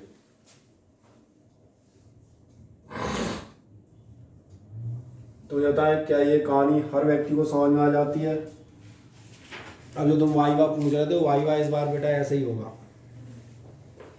वाइवा में लोग आप जो है वैसे ही छोटी छोटी चीज़ें थ्योरेटिकली पूछेंगे, इस बार प्रैक्टिकल तो है ही नहीं ना, यही पूछेंगे मेटेलिक स्लैब डाल दें क्या हो जाती है कैपेसिटेंस। अच्छा, मेटल का डाइलेक्ट्रिक कांस्टेंट कितना होता है, बोले इन्फिनिटी। बोले कैसे मालूम, बोले होता है। अरे बोले क्यों होता है, बोले नहीं होता है, तो पूछेगा ना भैया क्यों होता है। ठीक, अब एक आध दो छोटे छोटे आपके ये क्वेश्चन या आपके यहाँ एक आध बार आया हुआ है सिंपल, तो एक छोटी चीज़ डाल दो और एक हेडिंग डाल दीजिएगा फोर्स बिटवीन। दादा छोटे छोटे दो तीन टॉपिक हैं, एक एक दो दो नंबर के तो आए आते रहे, ज़्यादा इनकी वैल्यू है नहीं जरूरत से ज़्यादा, आएंगे एक दो नंबर में क्वेश्चन देके जाएंगे। क्या आपने डाल दिया, force between the plates of A PPC लिख दो बस इन शॉर्ट। और क्या क्या तुम्हारा ऐसा ध्यान जाता है पैरेलल प्लेट कैपेसिटर की प्लेट की वजह फोर्स क्यों लगेगा, बिल्कुल लगेगा, क्योंकि आपको मालूम है एक प्लेट होती है पॉजिटिव और दूसरी प्लेट कैसी होती है, मतलब ये एक दूसरे को अट्रैक्ट करेंगी, कोई दिक्कत नहीं। एक सेकंड में देखो सारी कहानी तुम्हें ऑलरेडी मालूम है। क्या होगा आपका ध्यान देखना, ये आपसे कहेगा force due to the charge on one plate, ये आपको मालूम है एक प्लेट की वजह से फील्ड कितनी होती है, सिग्मा अपॉन 2 एप्सिलॉन नॉट। तुम कहोगे हम तो सिग्मा अपॉन एप्सिलॉन नॉट ले रहे थे, मैंने कहा तुम भूल गए, सिग्मा अपॉन एप्सिलॉन नॉट तब आती है जब आप पूरी निकालते हो, याद है। कई बार डाउट रह जाते हैं छोटे छोटे, इसलिए उनको बार बार क्लियर करता हूँ। ये पॉजिटिव प्लेट, ये नेगेटिव प्लेट, जब आप बीच के किसी पॉइंट पर इलेक्ट्रिक फील्ड देखेंगे, एक लगेगी यहाँ पर 1 की वजह से, ये होगी आपकी E1, बड़ा बना दिया ताकि अंधों को भी दिख जाए, away from the positive charge. और इस बार दूसरी होगी नेगेटिव की वजह से, और नेगेटिव वाली सिर्फ अंधों को दिखेगी।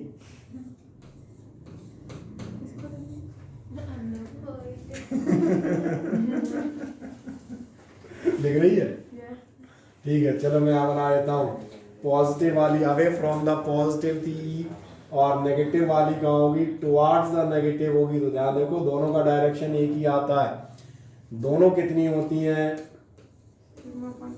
आधा सिग्मा अपॉन एप्सिलॉन नॉट, आधा और आधा हो जाते हैं पूरा, यानी सिग्मा अपॉन एप्सिलॉन नॉट, इसलिए याद दिलाया। कई क्या है वो यही सोचते रहते हैं यार अब तक तो हम सिग्मा अपॉन एप्सिलॉन नॉट ले रहे थे, नेटू कहाँ से डाल दिया।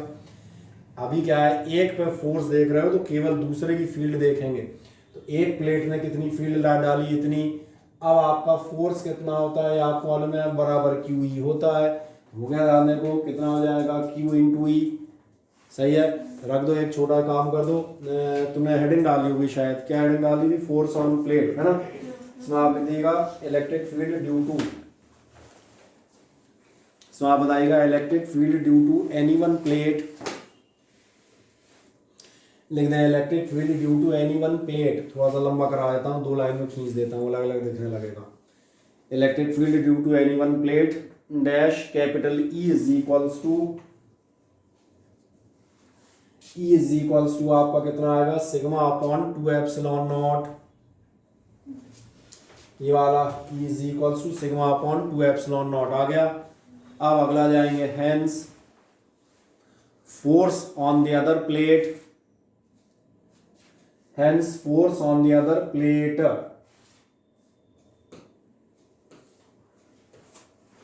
Force on the other plate आप देखेंगे तो आपको मालूम है force on the other plate क्या होगा, F बराबर QE लिख दें। Force on the other plate F बराबर QE।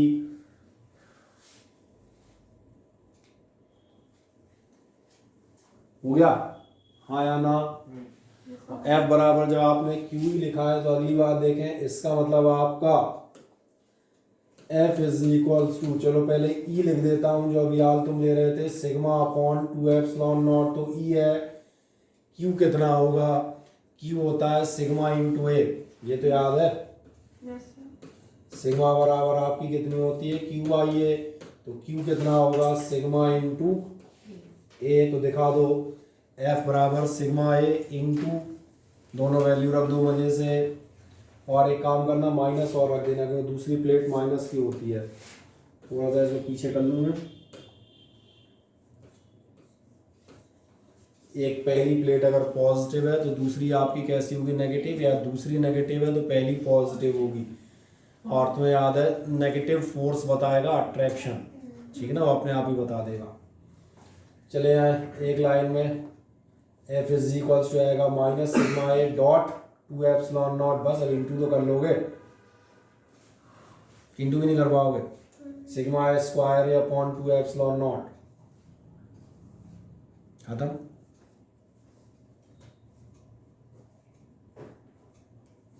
बाकी फिर तरीके हैं लिखने के, कौन से तरीके, जैसे आपने F बराबर लिखा है, चलो कि जो दिक्कत नहीं हो तो ऐसा लिख देते हैं, थोड़ा ऊपर कर लें। F बराबर आपने कितना लिखा है, माइनस का sigma square A upon 2 epsilon not, यही लिखा हुआ है ना। ये भी आपका आंसर हो सकता है। कोई कहे सिग्मा नहीं, कभी प्रूव करने के लिए आता है Q दिखाओ तो भी दिखा दोगे। सिग्मा बराबर कितनी होती है, Q अपॉन है, इसमें कहा कभी Q में लिख के आ जाए तुम कहोगे ये कहाँ से आ गया, और दिखा दो। और वैसे तो ये पर्याप्त है अपने आप में, आप दिखा सकते हैं F बराबर माइनस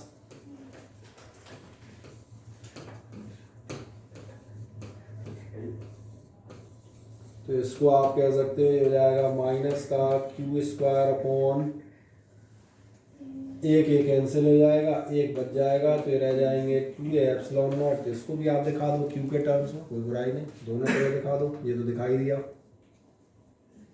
और माइनस मैंने पहले ही बता दिया था ये काहे के लिए रहेगा, आपके अट्रैक्शन के लिए। और सिर्फ मॉड यानी सिर्फ वैल्यू जानना चाहे तो माइनस हटा देना, तो वैल्यू तो है ही।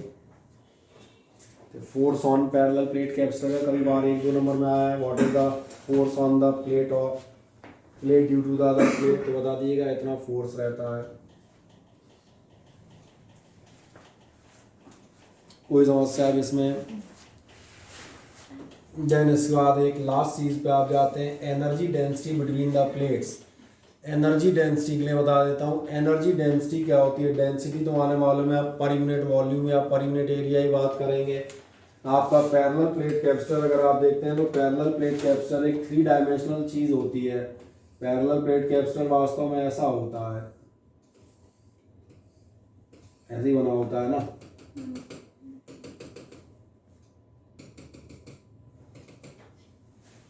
दो प्लेटें होंगी आमने सामने, बीच में गैप होगा। तो अगर आप देखें तो इसमें एनर्जी आपने स्टोर कर रखी है, आपको मालूम है। और महान बात है एनर्जी के आप फॉर्मूला डेरिवेशन और सवाल भी कर चुके हैं। एनर्जी कितनी होती है पैरेलल प्लेट कैपेसिटर की, हाफ CV स्क्वायर। आपको समझ में आ रहा होगा। अगर आप एनर्जी निकाल रहे हैं तो डेंसिटी यानी energy stored per unit volume of the capacitor. तो लिख दो एक energy density of PPC, simple जगह हेडिंग डाल दें एनर्जी डेंसिटी ऑफ PPC।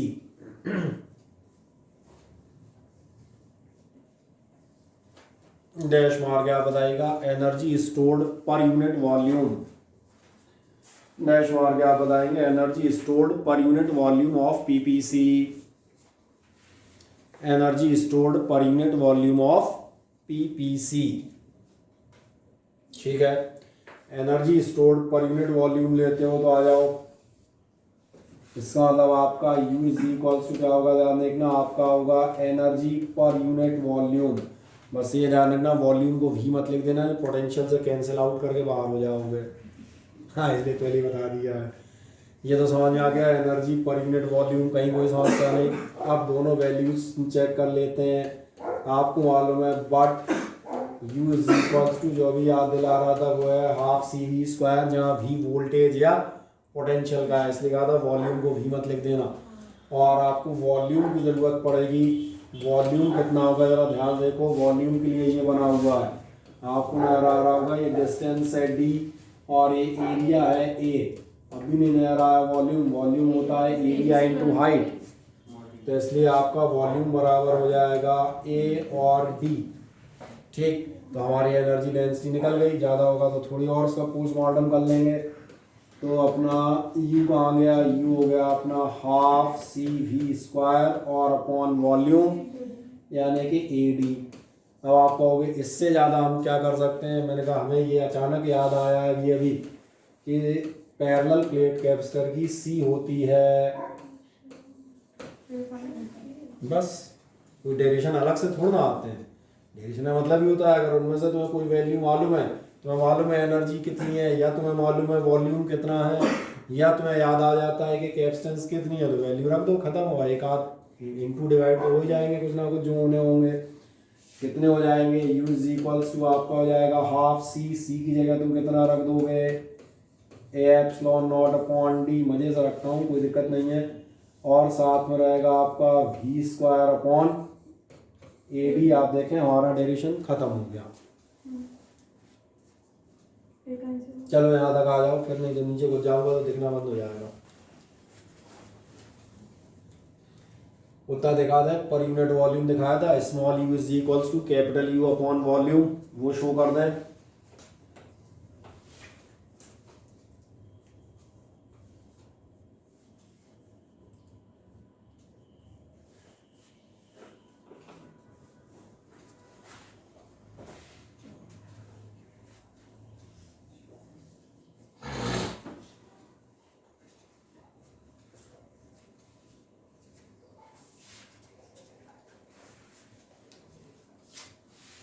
कितना आ जाएगा यहाँ की कर लें,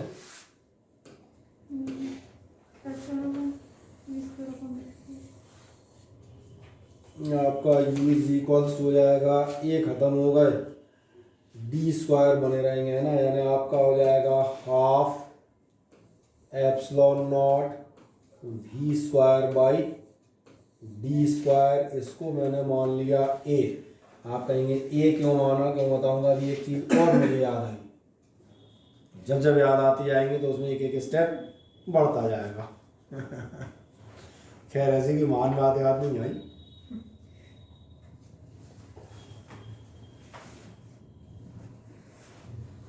क्या इतना तो मिल जाता है, हाँ ना बताएं। अगर इतना मिल जाता है तो आपको याद आ जाएगा इलेक्ट्रिक फील्ड होती थी dV upon dr, total potential difference upon total distance, सबको मालूम है, हम प्रूव कर चुके हैं। E बराबर dV अपॉन dr या V/d होता है। और अगर ये याद है, याद देखो V/d को और थोड़ा छोटा कर लो ना, इतना लंबा क्यों लिखे बैठे हैं, इसलिए कर देते हैं। और थोड़ा मज़ेदार सा भी लगेगा, U इज इक्वल्स टू आप मिलेगा हाफ एप्सिलॉन नॉट और E स्क्वायर, खत्म। और जो तुम पूछोगे प्रूव, तो मैं कहूँगा यही आ जाता है।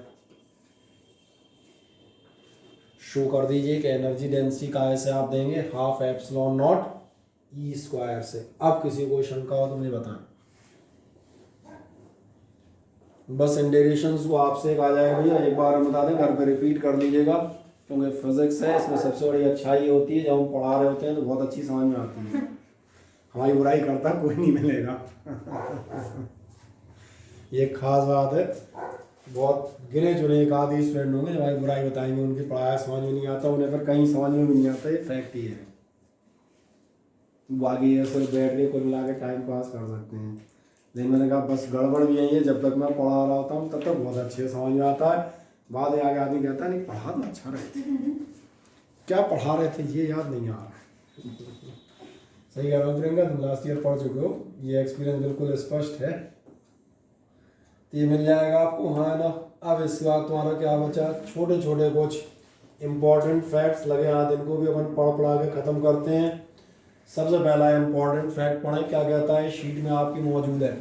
It is a very common misconception that a capacitor stores charge. ये एक ऑफन मिसकंसेप्शन है, हालांकि हम भी इसका इस्तेमाल करते हैं समझाने के लिए, लेकिन एक्चुअली ये कहना गलत है। मेरी बात समझ में आ रही है?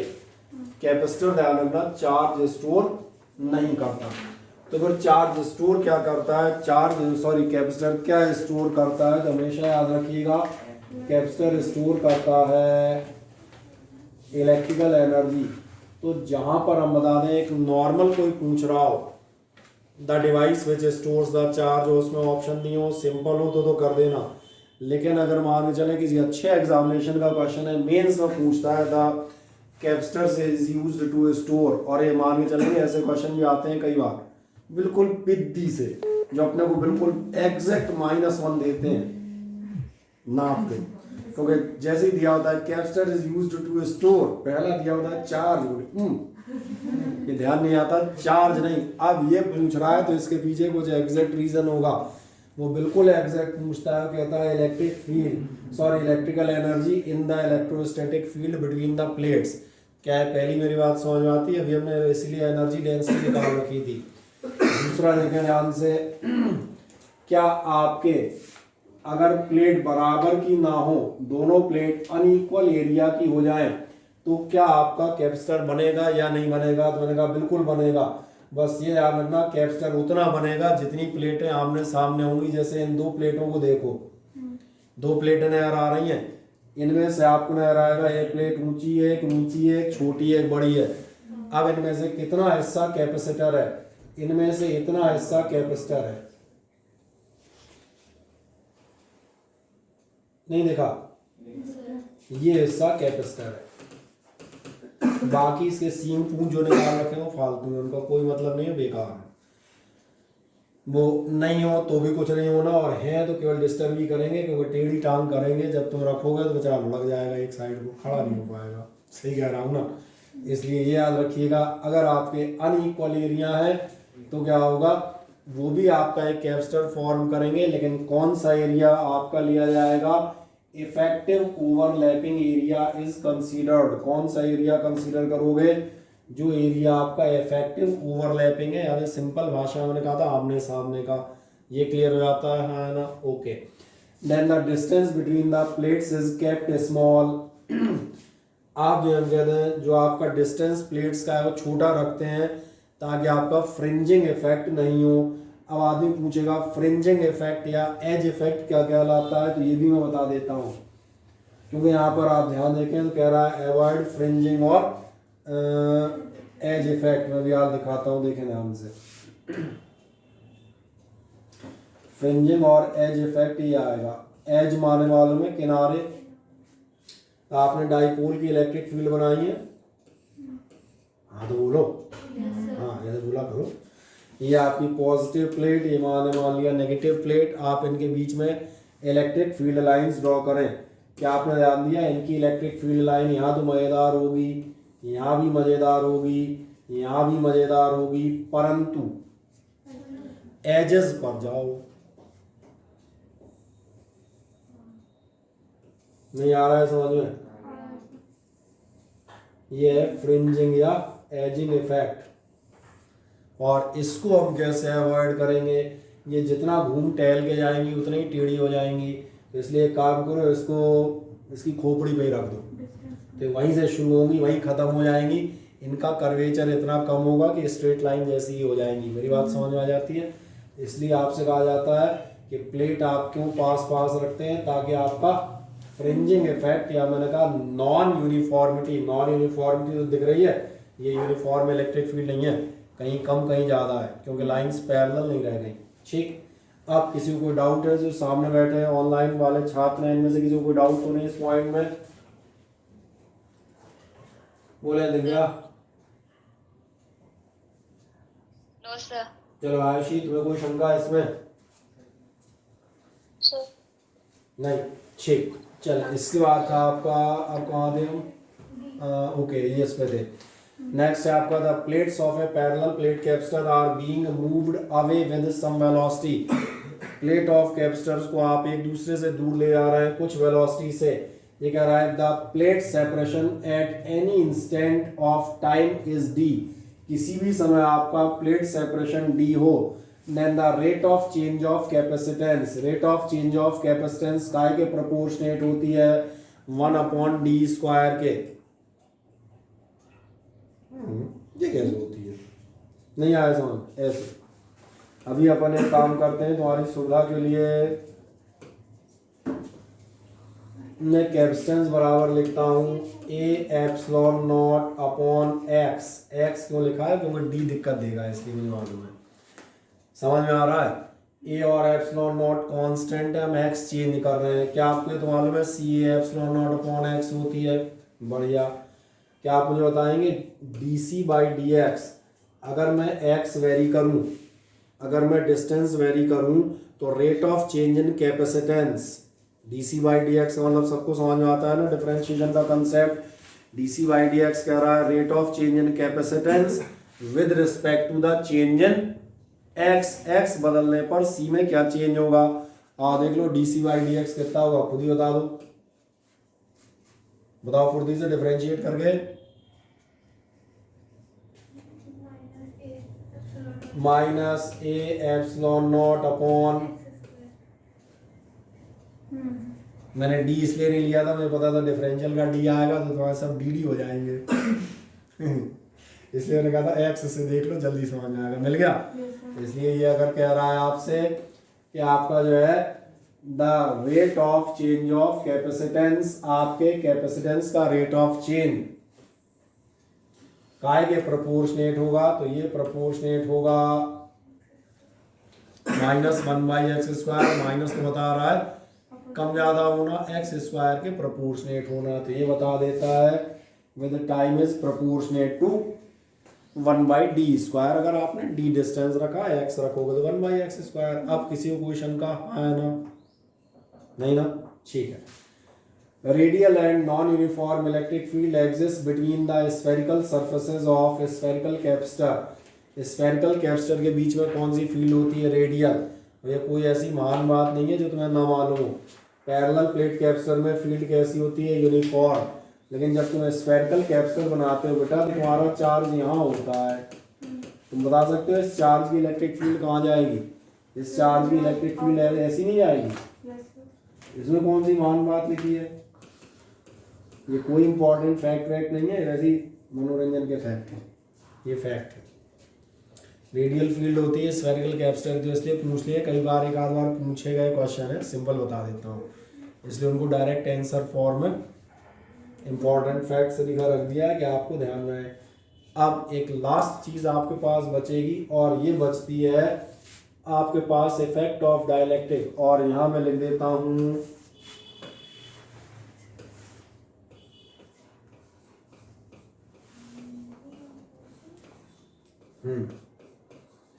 इसका क्वेश्चन आपको पिछले लास्ट ईयर के सैंपल पेपर्स में, दिव्या खरीद के लाने वाली थी तो इसके खूब क्वेश्चन आपको सैंपल पेपर्स में मिलेंगे। थोड़ा बहुत लैंग्वेज टाइप आई इधर उधर बदलती रहती है, बेस उसी पर रहते हैं, दिमाग लगाओगे तो समझ में आ जाएगा।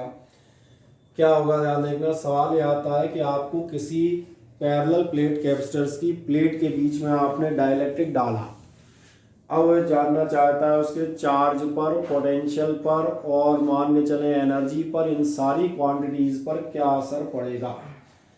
अब जब आप पैरेलल प्लेट कैपेसिटर के बीच में हमने कहा डाइलेक्ट्रिक डालना चाहते हैं तो यहाँ पर दो संभावनाएं हैं, और दो संभावनाएं कौन सी हैं वो भी मैं आपको दिखा देता हूँ। पहले मैं इधर दिखा देता हूँ फिर बताऊँगा। वो दो संभावनाएं हैं, मैं आराम से डिस्कस करता हूँ, मेरे बात ध्यान से सुनना। ये है पैरेलल प्लेट कैपेसिटर, आप इसको कर रहे थे चार्ज एक बैटरी से, ठीक है। अब आपके पास दो तरीके क्या थे, नंबर 1, एक तो ये बैटरी लगी रही और आपने बीच में डाल दिया डाइलेक्ट्रिक, भर दिया, तो क्या असर पड़ेगा। अच्छा, किसी ने कहा भाई साहब आपने बैटरी हटा दी और फिर डाइलेक्ट्रिक डाला तो क्या असर पड़ेगा। तो हम दोनों को एक एक करके चेक करते हैं, दोनों देख लेते हैं। आज सबसे पहले मैं उसी फॉर्म में ले रहा हूँ जिस फॉर्म में आपके पास एक टेबल बनी हुई है, ठीक। दोनों चीज़ें देखेंगे, सब पे एक एक करके देखेंगे, इंटेंसिटी, वोल्टेज, पोटेंशियल, जिस पे भी असर आएगा। इस टेबल को बहुत ध्यान से एक बार समझ लेना, नहीं समझ में आए दोबारा मुझसे पूछ लेना। इसका क्वेश्चन मैंने आपसे फिर कहा एज इट इज मिलेगा।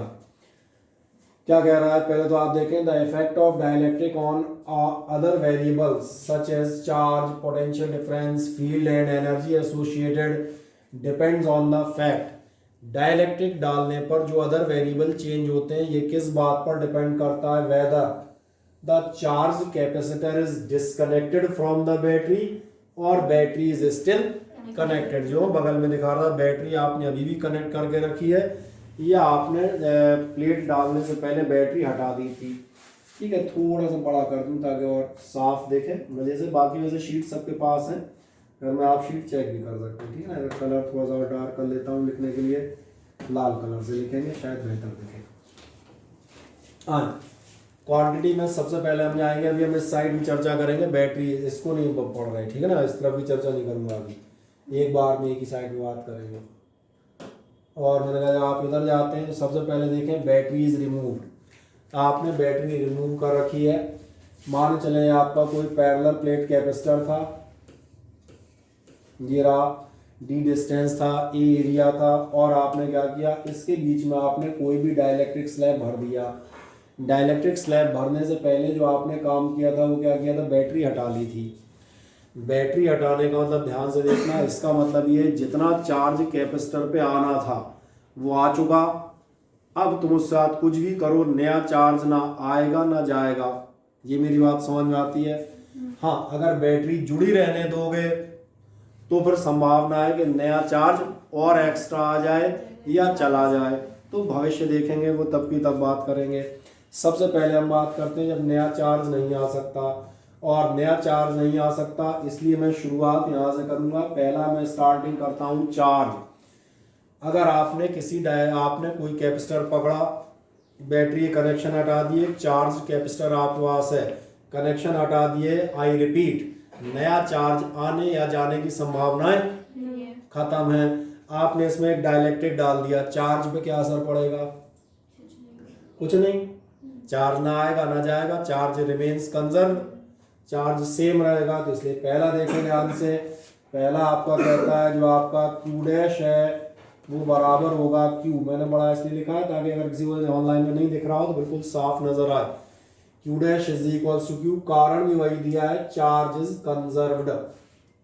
ठीक है, अब अगली बात करते हैं। क्या आपको ऐसा ध्यान है, दो प्लेटों के बीच में इलेक्ट्रिक फील्ड थी, अगर मैं डाइलेक्ट्रिक रख दूं तो क्या आपको याद आता है, डाइलेक्ट्रिक प्लेस करने पर फोर्स, इलेक्ट्रिक फील्ड और पोटेंशियल ये डिवाइड बाई के हो जाते थे। ये अभी हम 2 मिनट पहले जब पैरेलल प्लेट कैपेसिटर का डेरिवेशन कर रहे थे पार्शियल वाला, तब भी मैंने याद दिलाया था। तो इसका मतलब 1-2 चीज़ें मुझे और मिल जाएंगी। कौन सी मिल जाएंगी? चलो मैं सबसे सिंपल देखता हूँ, पहले इंटेंसिटी देखता हूँ। इंटेंसिटी ऑफ इलेक्ट्रिक फील्ड अगर जाओगे तो जैसे आप डाइलेक्ट्रिक फील्ड डाइलेक्ट्रिक सब्सटेंस डालेंगे, जो पैरेलल प्लेट कैपेसिटर की प्लेटों के बीच इलेक्ट्रिक फील्ड है वो आपको ध्यान है वो हो जाएगी, क्योंकि मैंने कहा यही अभी मैं लेके गया हूँ। और आपको याद आएगा पोटेंशियल भी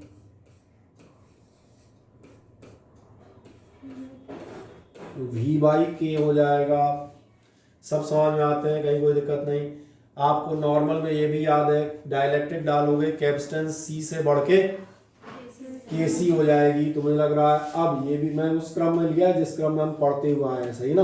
मैंने उस क्रम में नहीं ले रहा जिस क्रम में टेबल लिखी है, क्योंकि हम सबसे पहले फील्ड पढ़ते हैं, फिर पोटेंशियल पढ़ते हैं, फिर कैपेसिटेंस पढ़ते हैं, इसलिए मैंने तीनों उसी क्रम में समझाई है जिस क्रम में आप पढ़ते हुए आए। और कैपेसिटेंस, अब ये चारों पॉइंट आपके वही है क्या जो आप पढ़ते हैं कि कुछ नया हो गया?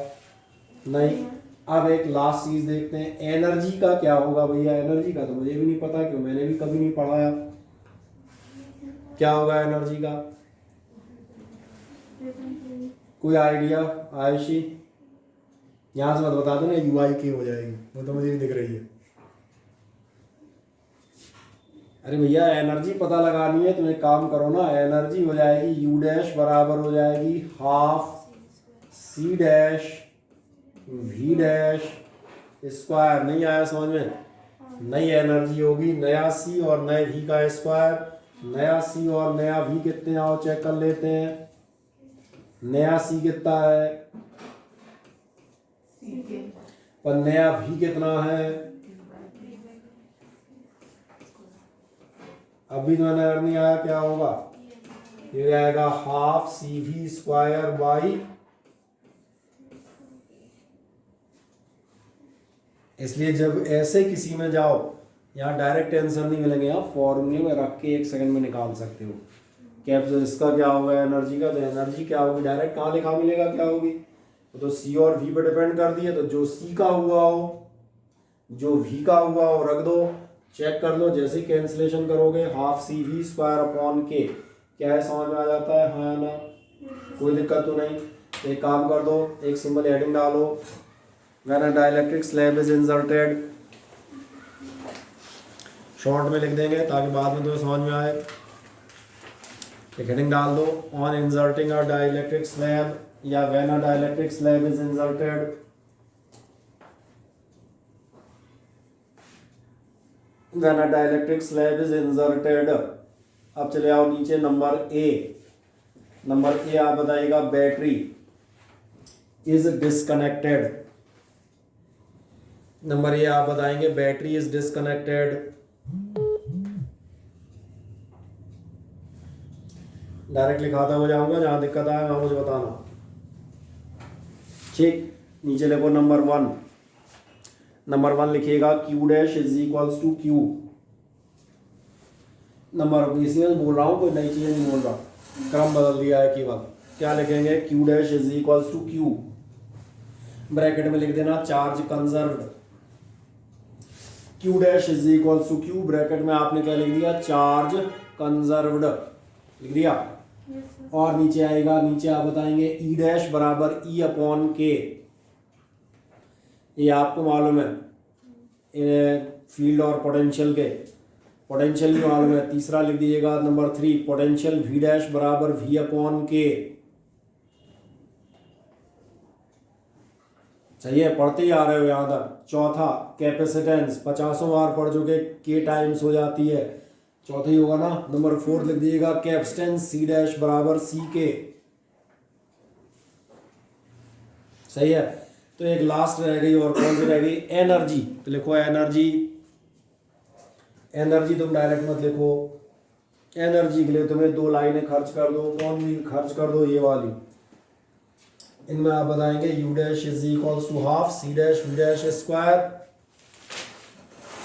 और चलो एक लास्ट लाइन और मैं लिख देता हूँ, तो जब इतना लिखा है तो ये और सही है, इसलिए मैं कह दूंगा U डैश बराबर कितनी हो जाएगी? U अपॉन के। खत्म। अब तो याद रहेंगे।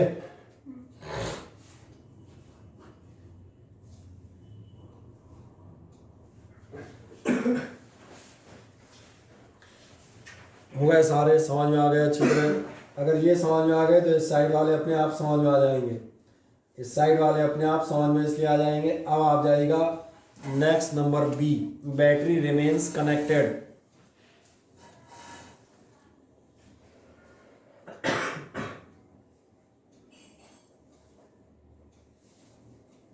ठीक, अब जब बैटरी रिमेन्स कनेक्टेड में है तो सबसे पहले इसमें लिखो नंबर 1। नंबर 1 आप लिखिएगा V डैश बराबर V। फिर मैं इसको समझाऊंगा, बस इसके समझने पे ही सब कहानी पूरी हो जाएगी। क्या आपने ध्यान दिया है, पिछली बार जैसे आपने डाइलेक्ट्रिक डाला था, मान चलो बाहर आपकी बैटरी पहले कितनी होती? 50 वोल्ट की, और सपोज करो डाइलेक्ट्रिक रखता हूँ मैं 2 रख देता हूँ, डाइलेक्ट्रिक कांस्टेंट 2 रखा, तुम्हारा वोल्टेज ध्यान देखो 50 वोल्ट से कम होके कितना हो जाएगा? 25 वोल्ट। ये दोबारा बढ़ नहीं सकता क्योंकि बैटरी ही नहीं है। अभी तुम ध्यान देखो, इसमें तुम्हें दिख रहा है इसके पीछे बैटरी का सपोर्ट लगा हुआ है। आपने यहाँ का वोल्टेज था 50 वोल्ट, आपने डाला डाइलेक्ट्रिक, वो रह गया बेचारा 25 वोल्ट। कोई बात नहीं, बैटरी बैठी है ना, बैटरी का काम ही ये होता है पोटेंशियल डिफरेंस दोबारा डेवलप कर लेना। तो एक सडन इंस्टेंट के लिए हम माने चलते हैं for the part of second ये 50 वोल्ट से 25 वोल्ट ड्रॉप होगा, बट इंस्टेंट बैटरी क्या करेगी? नया चार्ज सप्लाई करेगी और वापस आपका वोल्टेज कहाँ आ जाएगा? इसलिए इंस्टेंट को छोड़ो, पार्ट ऑफ द सेकंड में तुम्हें क्या करना है? उसके हाँ, तुम बिल्कुल उसमें थोड़ी कुछ जाओगे, जो देखो सर 0.1 सेकंड के लिए हुआ था, मैंने देखा, उसको छोड़ दो। तुम्हें तो 50 वोल्ट तब भी था और तुम्हें बाद में भी कितना मिलेगा, 50 वोल्ट ही मिलेगा। इसलिए ये पहली चीज़ हुई। बैटरी कनेक्ट रखने पे आपका V डैश बराबर V होगा और ब्रैकेट में लिख दो बैटरी मेंटेन्स, लिखना है बैटरी मेंटेन्स द वोल्टेज।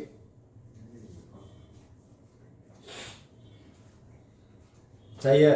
अब जब बैटरी वोल्टेज मेंटेन कर लेगी, तूने ध्यान नहीं दिया, वही वोल्टेज वही डिस्टेंस फिर है, तो ई डैश बराबर ई हो जाएगा, वही कारण काम करेगा। ई डैश बराबर ई कैसे हो गया कि तुम्हें समझ में आया, क्योंकि वापस वही वोल्टेज है और डिस्टेंस भी वही है, dv by D R V by D, वो वैल्यू वही हो गई। तो इसलिए आपका ई डैश बराबर कितना हो जाएगा, ई डैश बराबर ई हो जाएगा। अब अगली बात करते हैं, चार्ज का क्या होगा। चार्ज बढ़ जाएगा। चार्ज कैसे बढ़ जाएगा, अरे भैया ये पोटेंशियल कम हो गया था, कैसे बढ़ गया, चार्ज से तो बढ़ा है। तो लिखिएगा Q डैश बराबर KQ, ये इंपॉर्टेंट है बस। और बगल में लिख देना महत्वपूर्ण। महत्वपूर्ण कैसे लिखते हैं ये भी मैं तुम्हें लिख के दिखा देता हूँ, क्योंकि तुम्हारी हिंदी वैसी कमजोर होगी।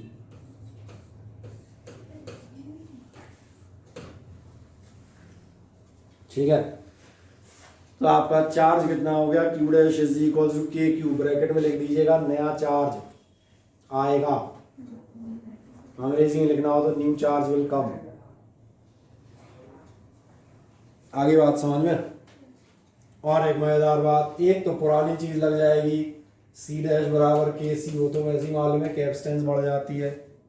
सही है, तो ये कर लेंगे, अब कहीं कोई दिक्कत हाँ ना बताएं। तो जनरली अब इसी की चर्चा हम लास्ट टर्न में, नेक्स्ट टर्न पे इसी से रिलेटेड कुछ और चीज़ों की चर्चा करेंगे। बस इस टेबल को एक काम दिए, घर में एक बार पढ़ लीजिएगा। एक टेबल और आप पास मौजूद है सेपरेशन वाली, और बस उसके बाद अपना कुछ खास नहीं। एंड ग्रुपिंग हम कर ही चुके, कुछ न्यूमेरिकल बचे हैं, तो कुछ न्यूमेरिकल में आपको और करा दूंगा और अगले टर्न में separation full and final declare कर देंगे। अच्छा एनर्जी नहीं निकाली, एनर्जी निकालना भूल गए, कोई बात नहीं, एनर्जी मैं यहाँ पे निकाल देता हूँ, एक सेकंड में भूल गया शायद। एनर्जी पे आप जाएंगे, यू डैश बराबर आपकी कितनी होगी, ये होगी आपकी half C dash V dash square. समझ में आ गया। और जैसे ही half C dash V dash square होगी तो आप देखना ये हो जाएगी हाफ KC V स्क्वायर, क्योंकि C डैश KC हो गया है तो ये हो जाएगी आपकी KU या UK, जो भी आप कहना चाहें। क्यों हो गई है, क्योंकि अभी आपसे कहा था बैटरी पोटेंशियल वापस कर देती है, नया चार्ज नया एनर्जी देती है, इसलिए एनर्जी बढ़ जाएगी। चाहे मैथमेटिकल देख लो और चाहे थ्योरेटिकल, कैसे समझ में आएगी। ड्रॉप हो गया था पोटेंशियल, बैटरी ने वापस नया चार्ज नई एनर्जी दी और कैपेसिटर को वापस उठा ले गया, तो नई एनर्जी के टाइम्स आपकी इंक्रीज हो जाएगी। आप कर दीजिएगा, ठीक है। बस इन्हीं को हम अगले टर्न में एंड अप करेंगे। एक मिनट में तुम्हारी बची कुची अटेंडेंस लगा दूं।